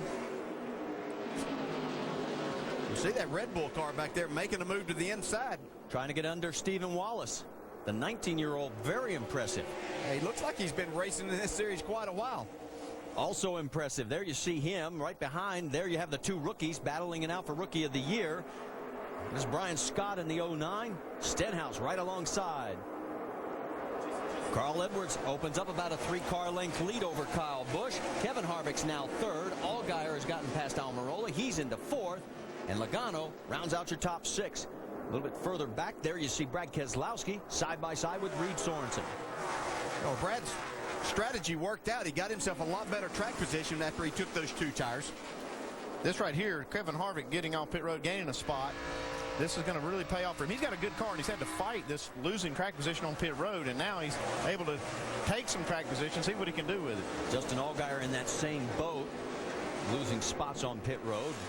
Here you go with Logano. Nice 3-car battle there. Keselowski in the mix along with Eric Almirola. Almirola's been one of our 5 different leaders today. Joey Logano has led a total of 23 laps. Keselowski has yet to lead a lap. Just like Dale said, that was a net gain by getting those 2 tires. Now he's got 4. We'll see what kind of car he really has. And it was Almirola who led the way on that first round of pit stops with the 2-tire change. Showed everybody what it could do for track position. Yeah, both of these guys have utilized that same strategy and got themselves running in the 6th and 7th spot right now. So nice job by them.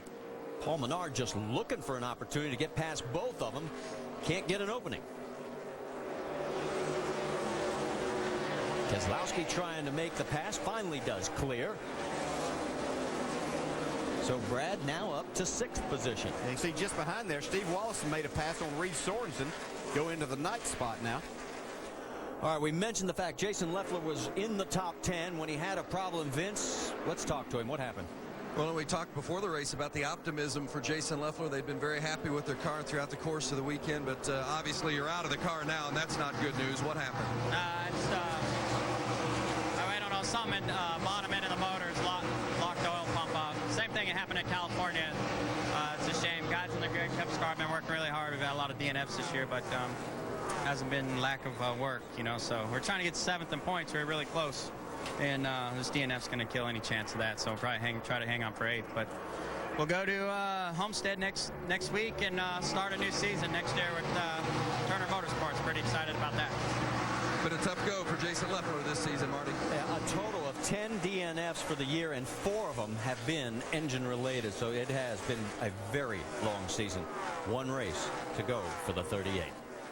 Side-by-side action now as you've got the 11, James Buescher and Trevor Bayne. That is a battle for 14th on the racetrack.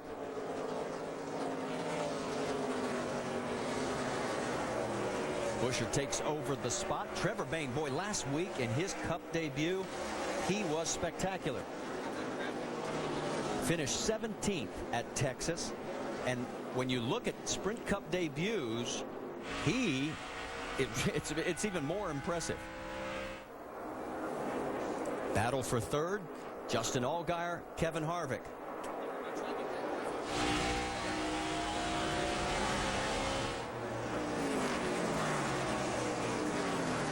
See just how much you lose if you have to jump out of the throttle for just a second. Allgaier got close, was trying to make the pass on Kevin Harvick. Couldn't stay in the gas, and that allowed Joey Logano to close right up on his bumper. Smoke, and she's got a tire rub. Contact. Danica's hit something, or someone has hit her.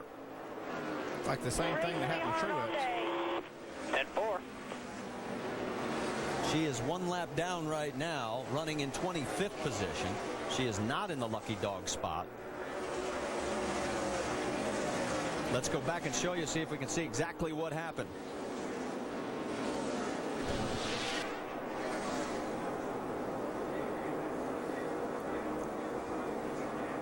Oh, right there, looked like contact with the 35 of Tony Raines. Yeah, Tony was trying to put a slide job in making the pass, and fortunately got his right rear up into the left front of Danica. Yeah, she's not getting a lot of respect right now. Yeah, Alex Kennedy giving her a bit of a rub too, and continues. And she's pretty high on the racetrack. So Kennedy, who is 25th, that was 4th position. Easiest way to fix it is go up there and get him. Well, you heard what the crew told him. 35 do it, so he tried to do it the same way. You got no pressure in your mirror. Afraid that tire's going to blow out. Well, we're going to find out if she's... On me right now.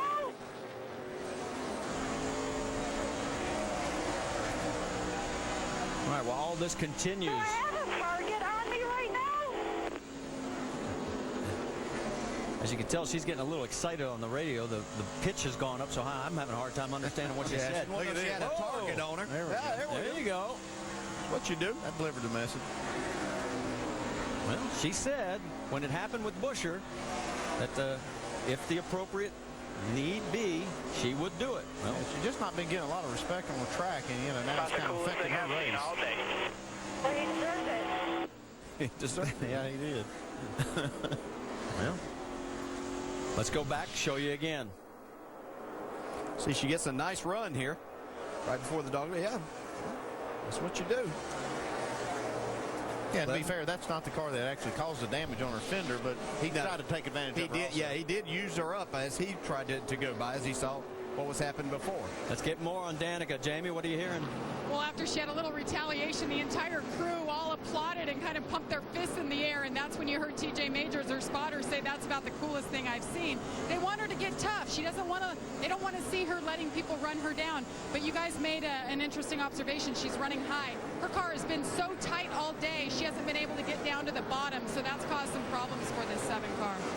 Well, she's staying out right now. Let's go back to the battle for third place. Harvick and Allgaier going after each other again. Yeah, Allgaier's trying to, he saw that he couldn't make that inside pass work. He's trying to go to the high side of Kevin Harvick now.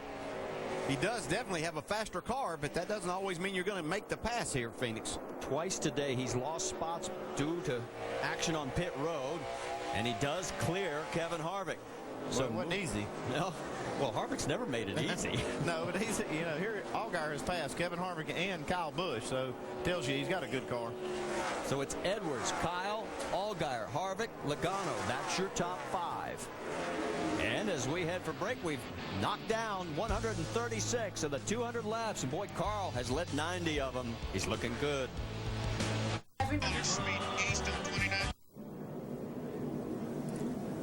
We are under our 4th caution here at Phoenix International Raceway with 60 laps to go. After all the roughhousing we saw out on the track, there was debris that the NASCAR officials wanted to get off of the surface.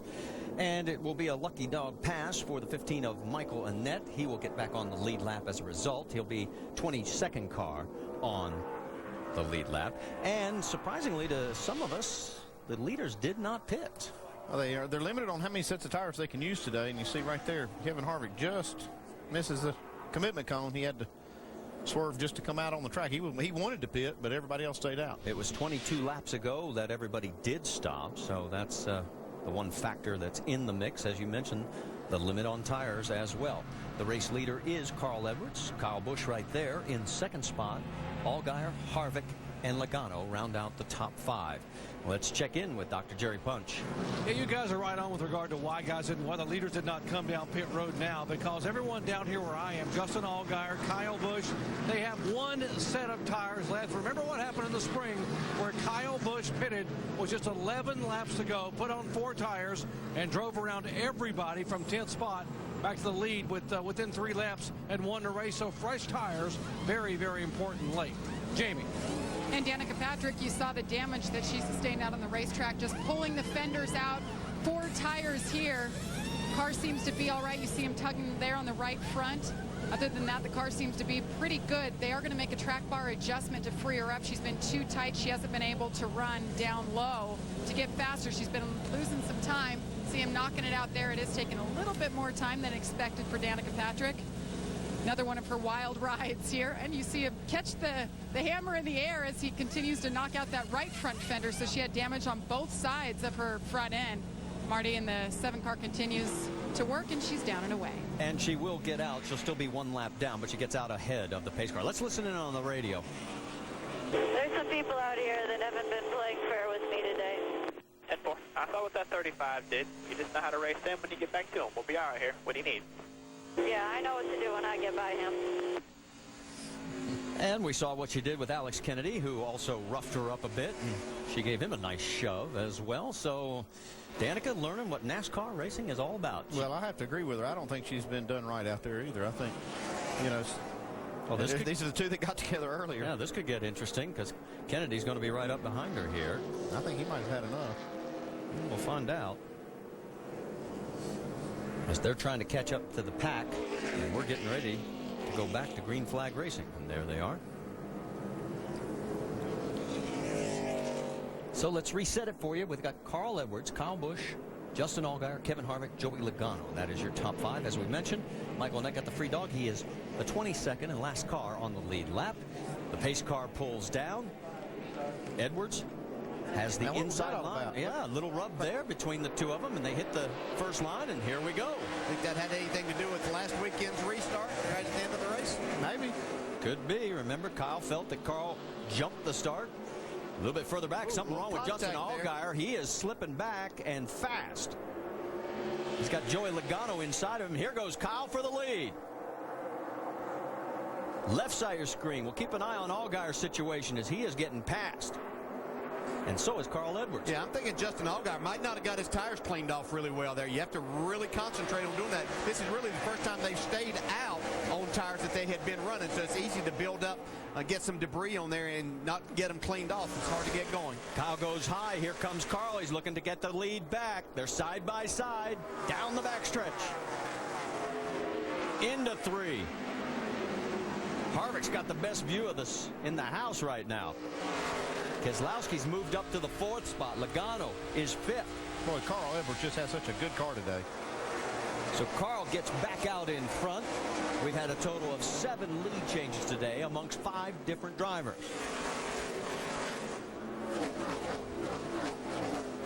I think you can give Mike Beam a lot of credit for kind of bringing this 60 team back towards the front. You know, they struggled early on, obviously. Not going to win the championship. That's already been decided. But I think this car has run a lot stronger since Mike Beam got in that position of being the crew chief. Works really well with Carl Edwards. You mentioned Mike Beam. If Edwards could win, it would be the 4th different crew chief that he has won with. The guys talked about it at the beginning of the day on Countdown. The others, Mike Kelly, Drew Blickensderfer, and Brad Parrott. And the 11 car is slow on the racetrack. James Buescher. So issues for the second Braun Racing machine. Looks like he's still under power. This looks like maybe a flat tire. I think your right rear is flat. And you heard the radio? It is. Yep, he was 13th. You heard the confirmation, so they'll make their way in and obviously go at least 1 lap down. Racing continues out on the track. Edwards lead now a half a second. Side-by-side action there between the 99 of Ryan Truex and a little bit further back. Here we go with a nice log jam of 5 cars.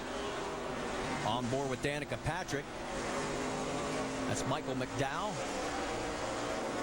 He's in that 81 right ahead of her. These guys are all fighting to get back into the lucky dog position. Ryan Truex has it, then McDowell and Danica Patrick. That's the order. She gets around McDowell, so she picks up a spot there.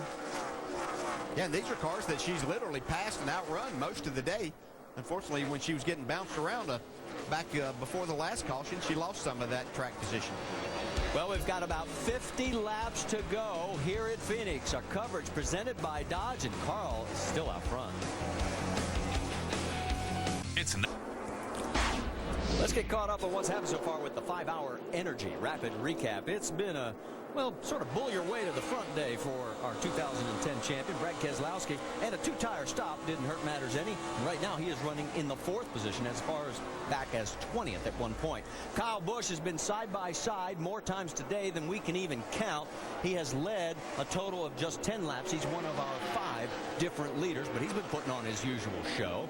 And speaking of a show, Danica Patrick, man, she got roughed up twice. First by Tony Raines right here, which almost cut the tire, and then a little bit later. Stay up high, look stay out. up high.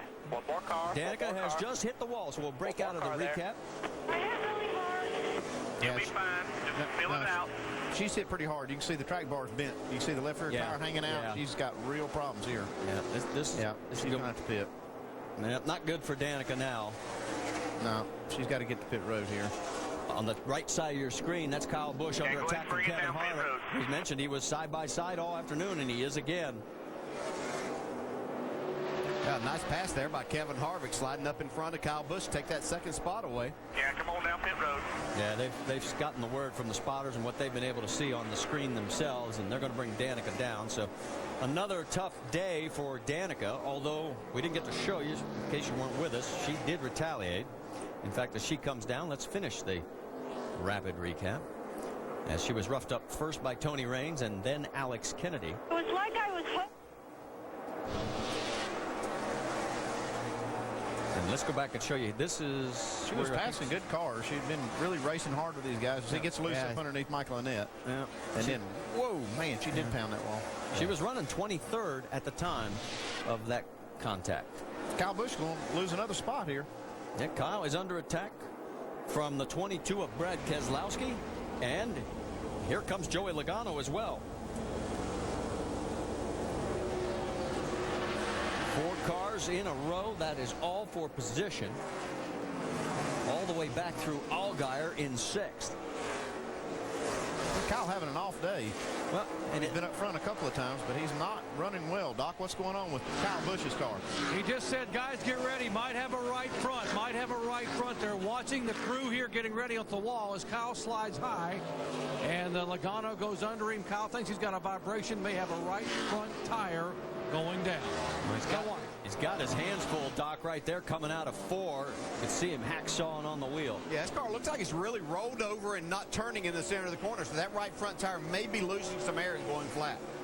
Here comes Justin Allgaier to put him back into the 6th position. I don't know if it's a tire going down or if it's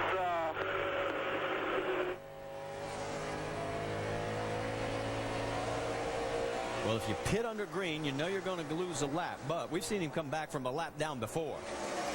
Yeah, the only problem is if he does have a right front going down, that thing pops. He won't be able to make a pit stop and come back. As you can see, he is losing ground fast. How about the battle for 10th? You got Stenhouse, Colin Brown, and then also Stephen Wallace in the mix. Let's get an update on Colin Brown. I haven't talked a lot about him today, Vince. What's happening? Well, that's because he hasn't really had too good of a day. They've really been dealing with their race car in the early stages, but they've taken some pretty big swings at it, and it is much better now. In fact, they came in on lap 140 because he had a little damage on the right side from a little wall contact. They put 4 fresh tires on it. Since then, he's picked up 8 spots and running the fastest laps that he's run all day. So Colin Brown starting to get things turned around here in the late stages. And as you finish up, here comes Kyle Busch down pit road as he can no longer hold on to it, Doc.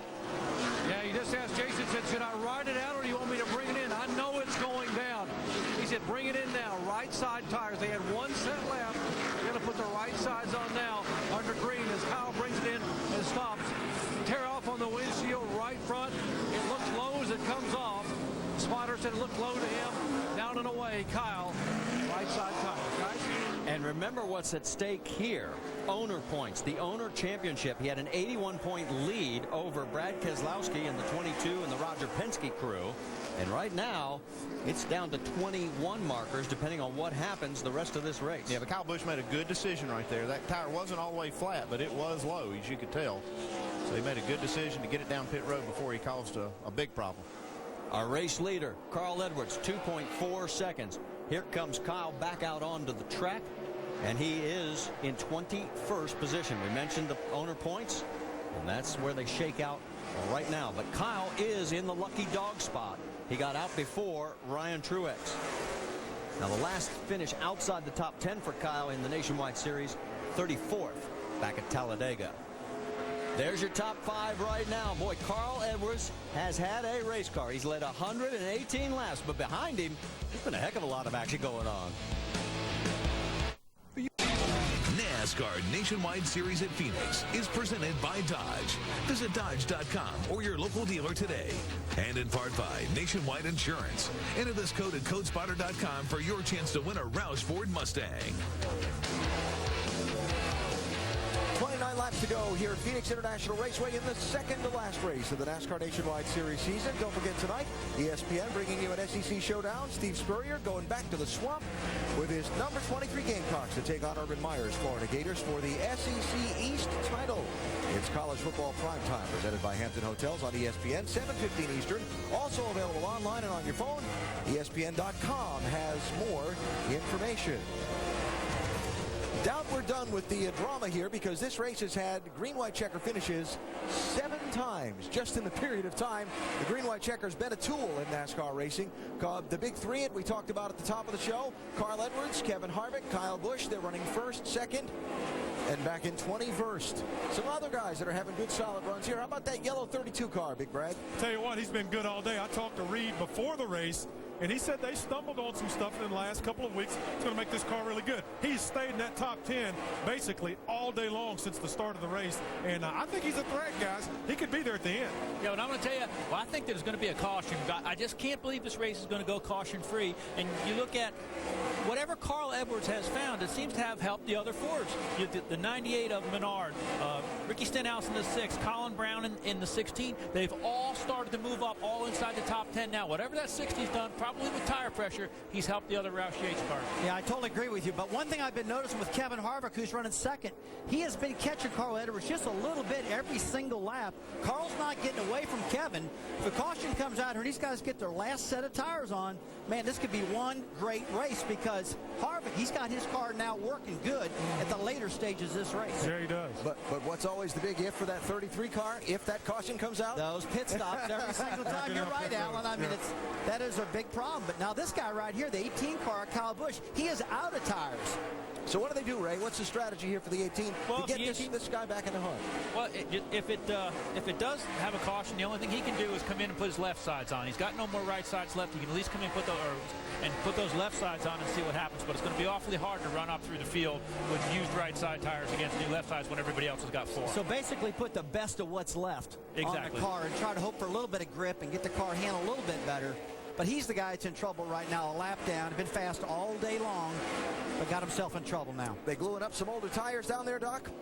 Indeed they are, Alan. If they come in, they'll put those good left side stickers on and some used right sides on. Let me show you the culprit here for Kyle Busch. Take a look at the right front tire. A 1-inch cut in this tire, and it was going down. It had less than 18 pounds of air still in it. It started out over 30, so it wouldn't have lasted much longer. A good call to bring him in and change the tire. There's the cut.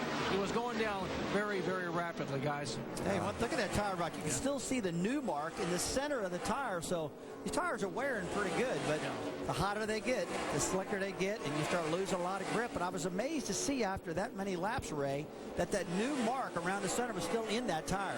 Yeah, they've got a good tire here, but as you know, as it starts to lose pressure, it generates more heat, and when that thing gets too hot, that's when you see that tire come apart and take that fender off the car. Just something else that you notice by being in this proximity to the racetrack. Somebody's got something burning up out there. Yeah. A rear gear or something. Something's really, really hot. I thought it was Brad. Is that not you, Brad? So don't be surprised if there's a little mechanical issue out there shortly, Marty, DJ, and My Andy. knees. Well, I think the mechanical issue that's brewing down there, guys, is this 18 car. It's been smoking pretty good the last few laps. He caught Harvick really quick on those new tires, but he's not able to get him clear. And you see right there the smoke coming out of it. We'll keep our eyes on what is going on with the 18. Remember, he is the first car 1 lap down in 21st position. And to back up what you guys were talking about, there's probably going to be another caution. The last green flag stretch has been 8 laps or less in 8 of the last 9 races here at Phoenix. So odds are we're going to have a shootout. Let's check in over at the Craftsman Tech Garage with Tim Brewer. Hey, guys, I guarantee you, you're dead on the money because 5 laps ago, I told my producer in here, I said, somebody's burning a gear up. And I stepped out the door. Guess what? Somebody's cooking a gear because I can smell that rear end grease.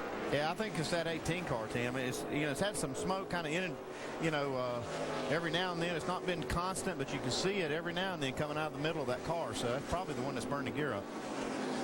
Let's check in once again with Dr. Jerry Punch.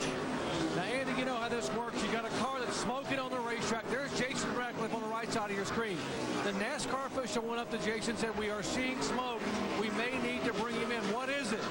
And Jason looked at the NASCAR official and said, it's a tire rub. We have a tire rubbing. They're trying to be able to hold him out there as long as they can. Obviously, it may or may not be the case. Yeah, Doc, that's what I'd be saying too. Just to try to keep my car out there, but I'll just about bet you that 18 car is one that's burning up a gear. I'm smelling it up here in the booth now too. That's the 10 of Ricky Carmichael as he is now 1 lap down. Also, that is a battle for, well, it was, as quickly as it went away, for the lucky dog spot. As we mentioned, the owner points position right now, it's back up to 24 as he picked up that spot over Ricky Carmichael. It puts him into 20th. And this is very important to both these teams, the Joe Gibbs team on the 18 and Roger Penske's 22. They really want this owner's championships. That's why they're going to fight and claw to try to stay in this spot, even though they're down quite a ways in 20th spot. If they can keep him on the racetrack, it'll maintain that point lead for the owner's championship. And there's Brad Keselowski doing all he can. He is all over the back bumper of the 20 of Joey Logano, and that is for third. Yeah, and that's worth 5 points right there if he can make a pass, get by Joey Logano. Loses a little contact at the moment. And boy, going down that front straightaway right now, we're peeking out our window viewpoint here in the booth. It is blinding. Let's get more on the 22. Jamie Little. Well, obviously, he has the regular championship, the driver's championship locked up. But Paul Wolfe, his crew chief, just told him moments ago. Brad said, what's going on with the 18? He said, there's smoke. And he knows well aware what's going on with that owner's points. And he told him, just hammer down. Let's get as many positions as possible and get as many points by the end of this race. Well, and what's interesting, while you finish up, Jamie, Carl Edwards is continuing to lap slower vehicles. But Kyle is passing him almost as quickly as Carl is. And he is now up to 19th. He's gotten around Kenny Wallace, who just went a lap down. And there you get the proximity between the two. Yeah, and you can see that's 2 tires on this 18 car, so you know why these guys were saving those tires on that last caution in case we do have a late race caution, the difference that it can make, because Kyle Busch came out well behind Carl Edwards, and he's going to literally unlap himself on the racetrack here. Mike Wallace is 2 laps down. You saw him waving by, now 3 laps down, I should point out. He's in 28th position. Laps are running out, though. It's only 14 to go. He is in the lucky dog spot. He would need a caution, but the smoke has dissipated.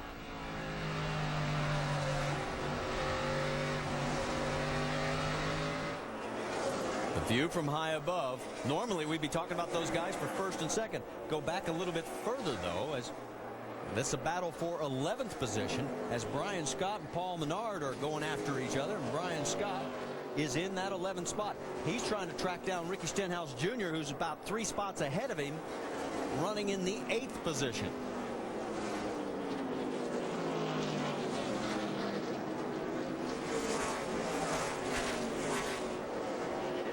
Check in once again with Justin Allgaier and Eric Almirola. That is the battle for 6th. Almirola coming right up on the back bumper.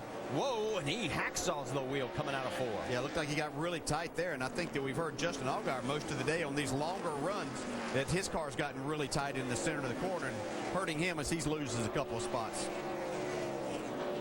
These guys are 8 seconds behind the race lead right now. The lead up front by Carl Edwards is 2.3 seconds. And the laps continue to wind down. We're down to 11.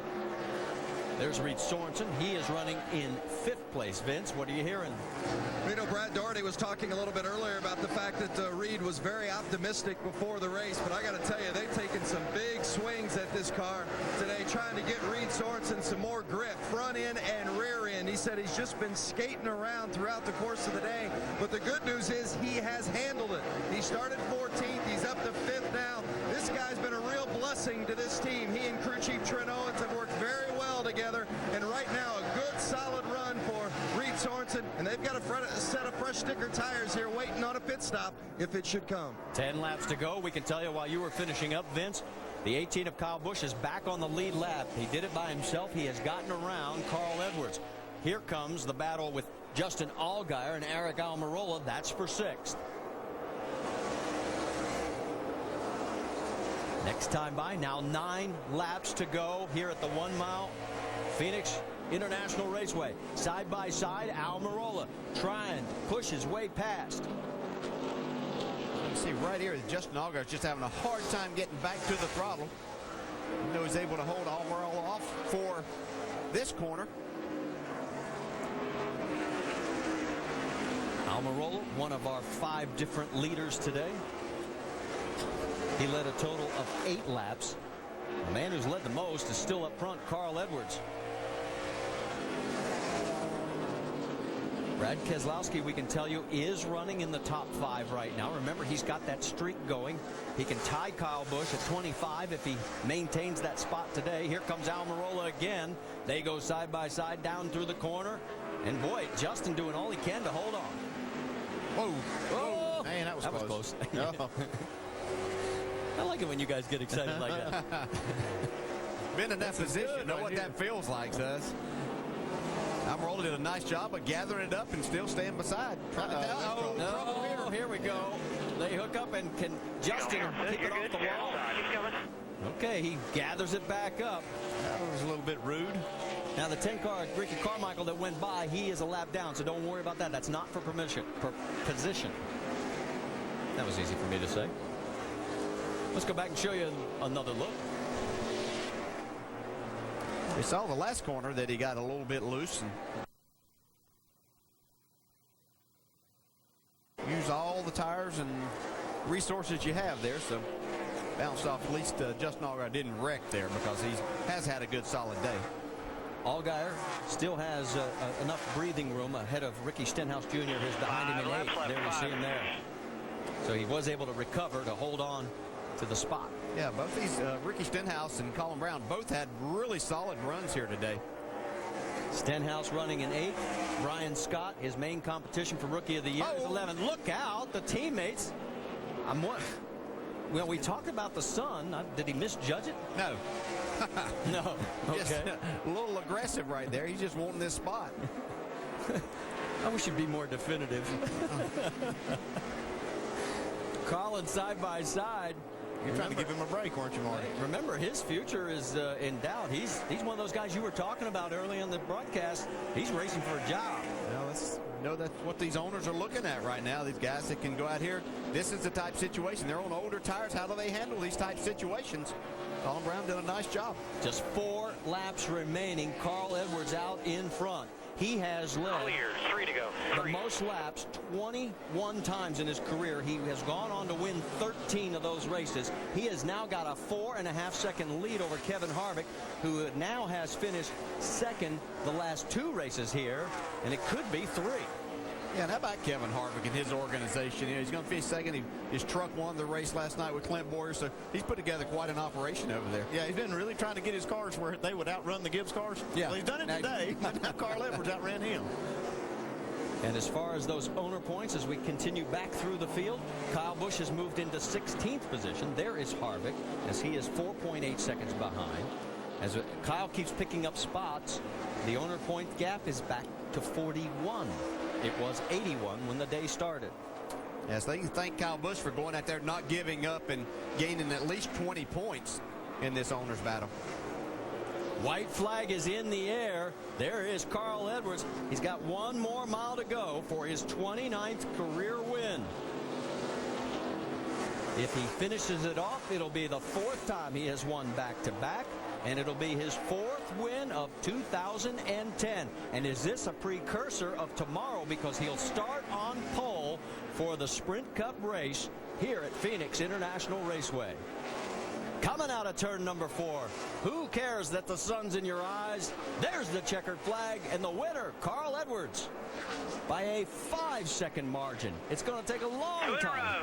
2 in a row. There's Harvick coming across. This is the battle. Awesome car, guys. Best car I've ever had in the Nationwide Series. Thank you. Colin Brown is going to get around Justin Allgaier for that 7th position. You can see Stenhouse, Stephen Wallace round out the top 10, and there is Brian Scott in 11th with a good comeback run by Mike Bliss, who started dead last in this field, to finish in 12th. I mean, see Allgaier not happy with that move by Almirola. A little disagreement there.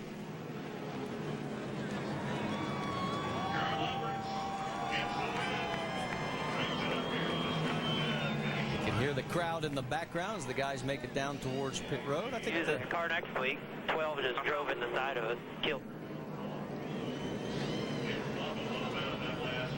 While we get ready for Carl to do the traditional backflip, let's quickly check in with Jamie Little. And Carl quickly checked in and said, is that it? It's over, right? They said yes. Mike Beam said yes. Mike, 2 races ago, this exact car, Carl was so frustrated with it, down on power. How have you guys come back and made such an impression horsepower-wise with this car? Well, it's, after Gateway, this car was really good, and, Carl was really frustrated. I got to thank Jack and, and George Gable and Doug Yates and them. They really worked hard. The guys at shop at Mooresville and Concord, we worked on the body some more, and so it's just really been a group effort for the company. But we really wanted to finish this current car season out, and we just really, after the championship was pretty much settled, we just started gambling on things, and it was just too safe before, I believe, and it's and luckily I'm very blessed that I get to reap the rewards right now. The gamble paid off. Congratulations, 2 in a row for Mike Beam and his driver Carl Edwards. Marty? And for Mike Beam, he becomes the 4th different crew chief to take Carl to victory here at Phoenix. And we can tell you Brad Keselowski's 4th place finish. He has now tied Kyle Busch's record of 25 top 5 runs. He's got 1 race to break that mark.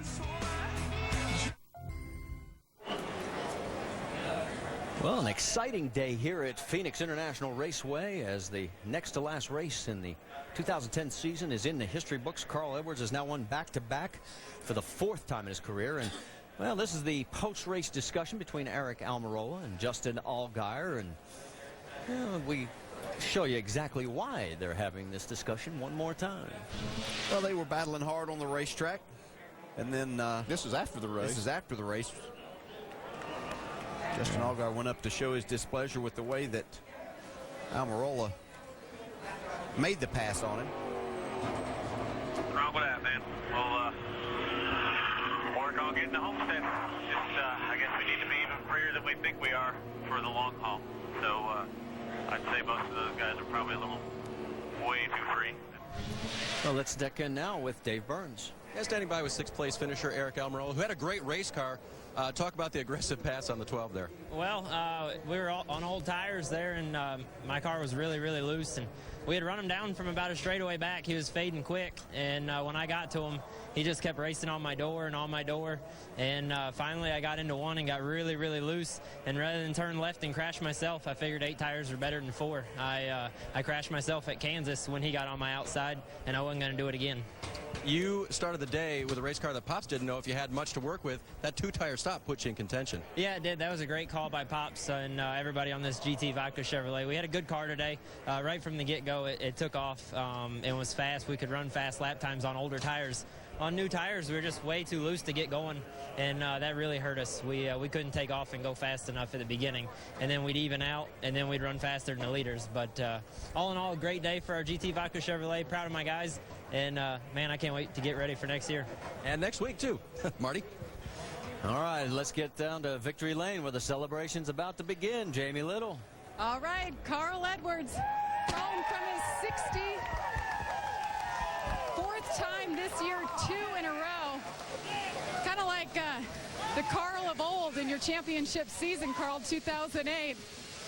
What was it like for you to come back with this car? I asked your crew chief about it. This was the car from Gateway, low on power. You were frustrated. Now you guys come back and you just dominated today. Hey, the guys have been doing a great job. I got to say hi to Kate and Annie. I love you guys. Just 2 in a row. That's great. And Johnny Moore, who's probably already smashed his TV, he's at home recovering. So we miss you, man. But man, I just can't say enough about Mike Beam, Jack Roush, the guys that are building these race cars. These guys right here. That's the best driving race car that I've ever had in the Nationwide Series. That thing was unbelievable. That was not the driver out there, that was making the difference. That's this race car. So Ford, Fastenal, Copart.com, all the folks that came here to support us, and the fans. This last couple weeks of NASCAR have been really exciting, and just fun to be a part of it. How much impact would you say that second practice you decided to sit out? You guys were second quick in the first practice. Then you went over to your Cup car and sat on the pole. How important was that for you to sit out? That was Jack Roush's call. I thought about it, but I thought, man, I don't have the guts to sit out a whole practice. And Mike Beam said, hey, the car's good. Jack said it's good. So it let me go focus on our Aflac Ford Fusion and get the pole there. And I wouldn't have imagined this thing would be that fast today. So a great day for us. And, man, just unbelievable how fast this thing is. After 3 or 4 laps, I could I can do whatever I wanted with it. So it's like a, I don't know, it's just really blessed to have the crew that I have. And once again, hey, Kate and Annie, I love you guys, and I wish you were here. All right, congratulations. Carl Edwards brings it home in victory lane. Doc? Well, Kevin Harvick has 7 major NASCAR victories here at this racetrack. And, Kevin, almost another one today. Good race car. Tell us about your day. Yeah, hopefully 8 after tomorrow. But our Rheem Solar Chevy was really good today. You know, Carl's car was really good, too, and we got a little bit too far behind him as we came through traffic there on that restart. But guys did a great job. Had a little bit of trouble on pit road. They did a great job rebounding, which is what you got to do. And other than that, we just had a solid day. So always want to win, but hopefully we can save that for Sunday. All right, yeah, very, very optimistic, Vince, about what's going to happen tomorrow. Kevin said we got a race car for him on Sunday. Vince? Joey Logano finished 3rd here today, and it's I think it says something about the type of program you have when you finish 3rd and you're dissatisfied. But I know you felt like maybe you had a little something better than that after practice. What happened today? Yeah, I definitely did. You know, in the practice, I thought the car was really good. And beginning of the race, it was so-so. I knew Carl was faster than a 12 in the beginning of the race, and I knew we had work to do. So, you know, we worked on our car. We got it better on a short run, but not as fast as a 60. Carl was just really fast. We did everything we can do with the GameStop Toyota. We just didn't have the speed in it we needed to, and came a little short. I don't know.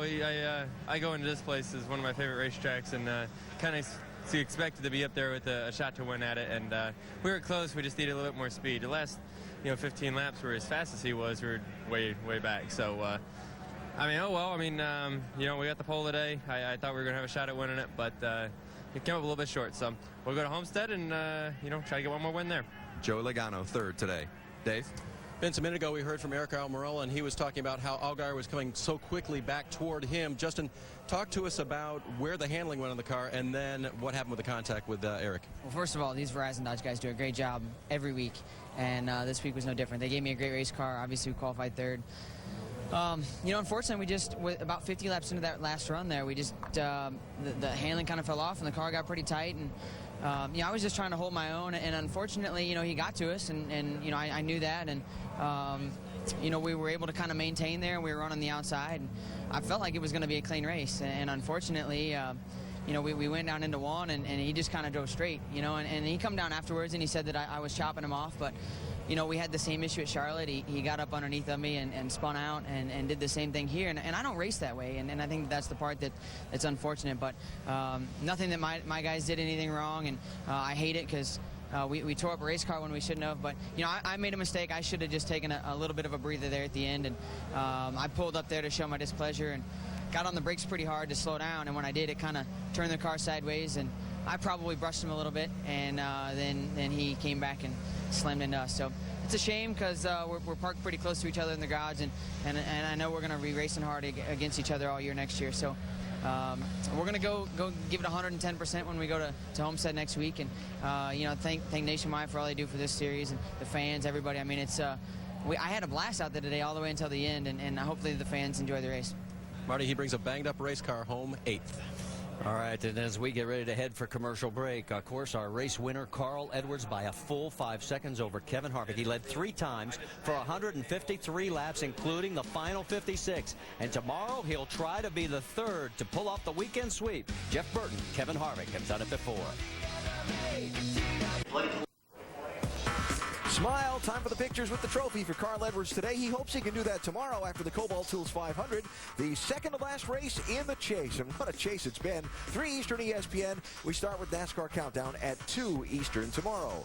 NHRA Drag Racing, the Automobile Club of Southern California Racing from out in Pomona. Qualifying tonight, 9 Eastern ESPN 2. Finals tomorrow, 9 Eastern ESPN 2. NASCAR Now pre-race and post-race on Sunday, 9 a.m., 8 p.m., both on ESPN 2. And then the Nationwide Series season brings down the curtain at Homestead Miami Speedway next Saturday, the Ford 300. We start at 4 Eastern on ESPN 2. Back down to the garage and Dave Burns. So Kyle, finishing on the lead lap after the tire went down, was it just about owner's points pride at that point, Kyle? Basically, you know, just real unfortunate circumstances today.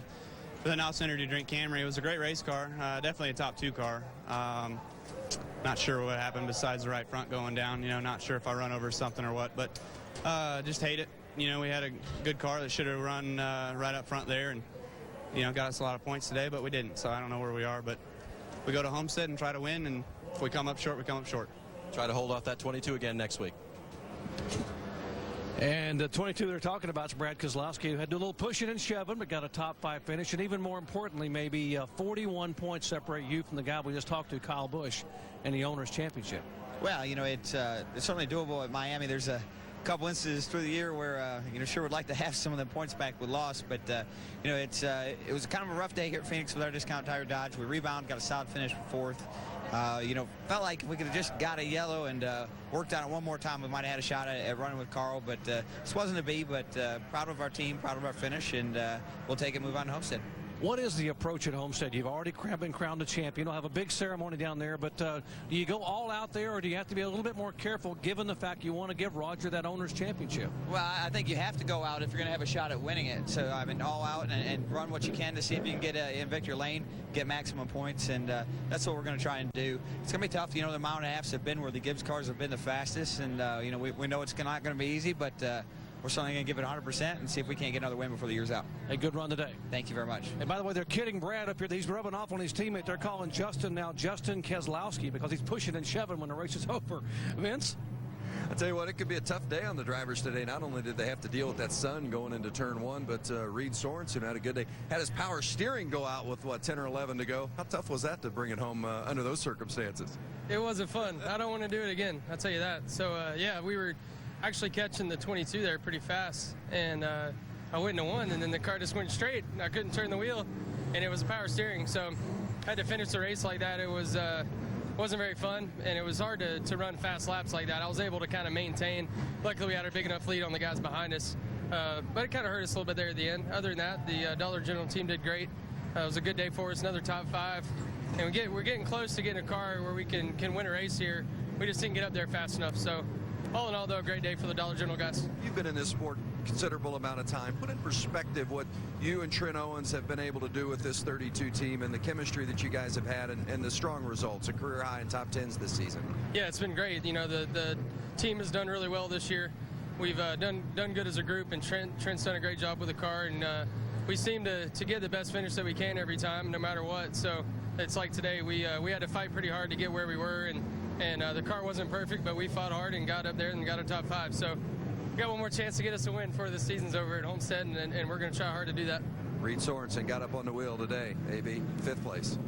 All right, Vince, thanks. Carl Edwards, after his win in Texas last Saturday, said we need to take that momentum and go win Phoenix and Miami. He's got half it done. We had a lot of momentum today. That car was one of the fastest cars I've ever seen, and I totally agree with him. We were talking to him earlier this week, and I told him, I said, you know, when I watch you run the way you run at Milwaukee, Wisconsin, which is a real flat corner, I said, I expect you to run good here. And he said, I got a good car. Yeah, I mean, for me, the young guys, a lot of young guys did a good job today. Cole Witt, Coleman, Presley, Michael Annette, all got top 20 finishes. And how about old Steve Wallace? You know, got that fender bent up early today, but still brought that thing home 10th. Not too bad. Yeah, and the resurgence of the Ford program, again, we saw the Ford car struggle early in the season, and they've been getting stronger and stronger. Now, 2 weeks in a row, that 60 has shown how strong it is. And again, some of his teammates right up there behind him. So Ford looks like they've got their nationwide program on track. Alan never saw problems like we thought we were going to see, too. We thought we were going to see problems off of turn 4. It didn't happen. We thought we were going to see problems on the restart. At least I did. Yeah, and it didn't happen. Thought we'd see one big, mess, one big jam up, one big wreck, and that didn't happen. Guys did a good job driving these race cars. And we didn't get the late caution that the numbers tell us you normally get here at Phoenix. Time for the crew chiefs to go back and recalculate for that next time we come back here. Cole Witt, mentioned his name. Great top 15 finish in his nationwide debut, Jamie. Very impressive run. Started 23rd and no hiccups on pit road, no hiccups on the track. What were your impressions of your first race here in the Nationwide Series? It was just a huge learning curve. I got to thank Red Bull and everybody, Toyota, Triad Motors. All them guys really come together and made this thing happen. Randy Cox up on the box making calls was pretty good all day. We just had a loose car, and Randy was trying hard for me and got it a lot better, and we just couldn't quite get it there. But we really didn't mess up a whole lot. I think it was track position race. We just couldn't quite get up front where we needed to be. But everything went good. We came out here to try to prove ourselves prove to everybody something, and I think we did pretty decent. We came out here for a top 15. It's what we had. 19 years old, could be the future of the Nationwide Series. Doesn't have anything slated for next year. He's looking for a ride. Alan? Interesting. Top 15 in his first ever nationwide race. He doesn't seem very happy about it. How old is that young man? I mean, he looks young enough I could be his older brother. Yeah. You could be anybody's older brother. What do you think? You could be my older brother. That young man there is a really good race driver. You know, drives a lot of open wheel series cars, midget racer. You'll hear a lot more about this kid. Good driver. All right, so some themes we started the day with. We talked about the guy who starts second. Had won the last 2 and 3 of the last 4 here at Phoenix. Carl Edwards started second. He's in victory lane. Kevin Harvick finished second in the last 2 at Phoenix Nationwide Series. He finished second again. That's incredible. And the Owners' Championship, again, NASCAR tracking separate points for drivers and teams. And Brad Keselowski able to gain a little ground on Kyle Busch and their teams in the Owners' Championship, heading to the final race of the season. Next weekend, the Nationwide Series, part of the Ford Championship weekend at Homestead Miami Speedway. Nationwide Series race is on Saturday, 4 Eastern Time. If you'd like to join us at the track, NASCAR.com/tickets or that phone number. And we'd love to have you there. South Florida. Late November. Oh, man. Nice time to Got be my there. name all over it. Yeah. One to go, Brad. Where are you going on vacation after that's over? I'm just waiting for Daytona. That's my vacation. There you go. February. So we look ahead tomorrow. Chase race number 9. Denny Hamlin, the new championship leader. Jimmy Johnson, Kevin Harvick trying to find ways to gain ground or regain ground. It could be an interesting afternoon in Phoenix. I think it's going to be one of the most exciting races we've ever seen at Phoenix tomorrow. I mean, those 3 are really fast in practice. Kevin Harvick's looking really good. Kevin Harvick is focused. That cat is chewing on nails right now. He can't wait for that green flag to drop tomorrow. I'm going to tell you guys, on the backstretch here, that 11 car was getting off too and sailing down the backstretch. He's going to be fast tomorrow too. A lot of great storylines for the Cobalt Tools 500. ESPN, 3 Eastern time. We start with NASCAR Countdown at 2 Eastern. That is tomorrow here in Phoenix. All kinds of twists and plot in this chase so far, and what will tomorrow's be, and how will the story look heading to Homestead for the season finale? ESPN2 College Football Scoreboard is next. So Carl Edwards, the NASCAR Nationwide Series winner in the Desert Southwest today. Tomorrow, race number 9 in the chase for the Sprint Cup. We'll look for that.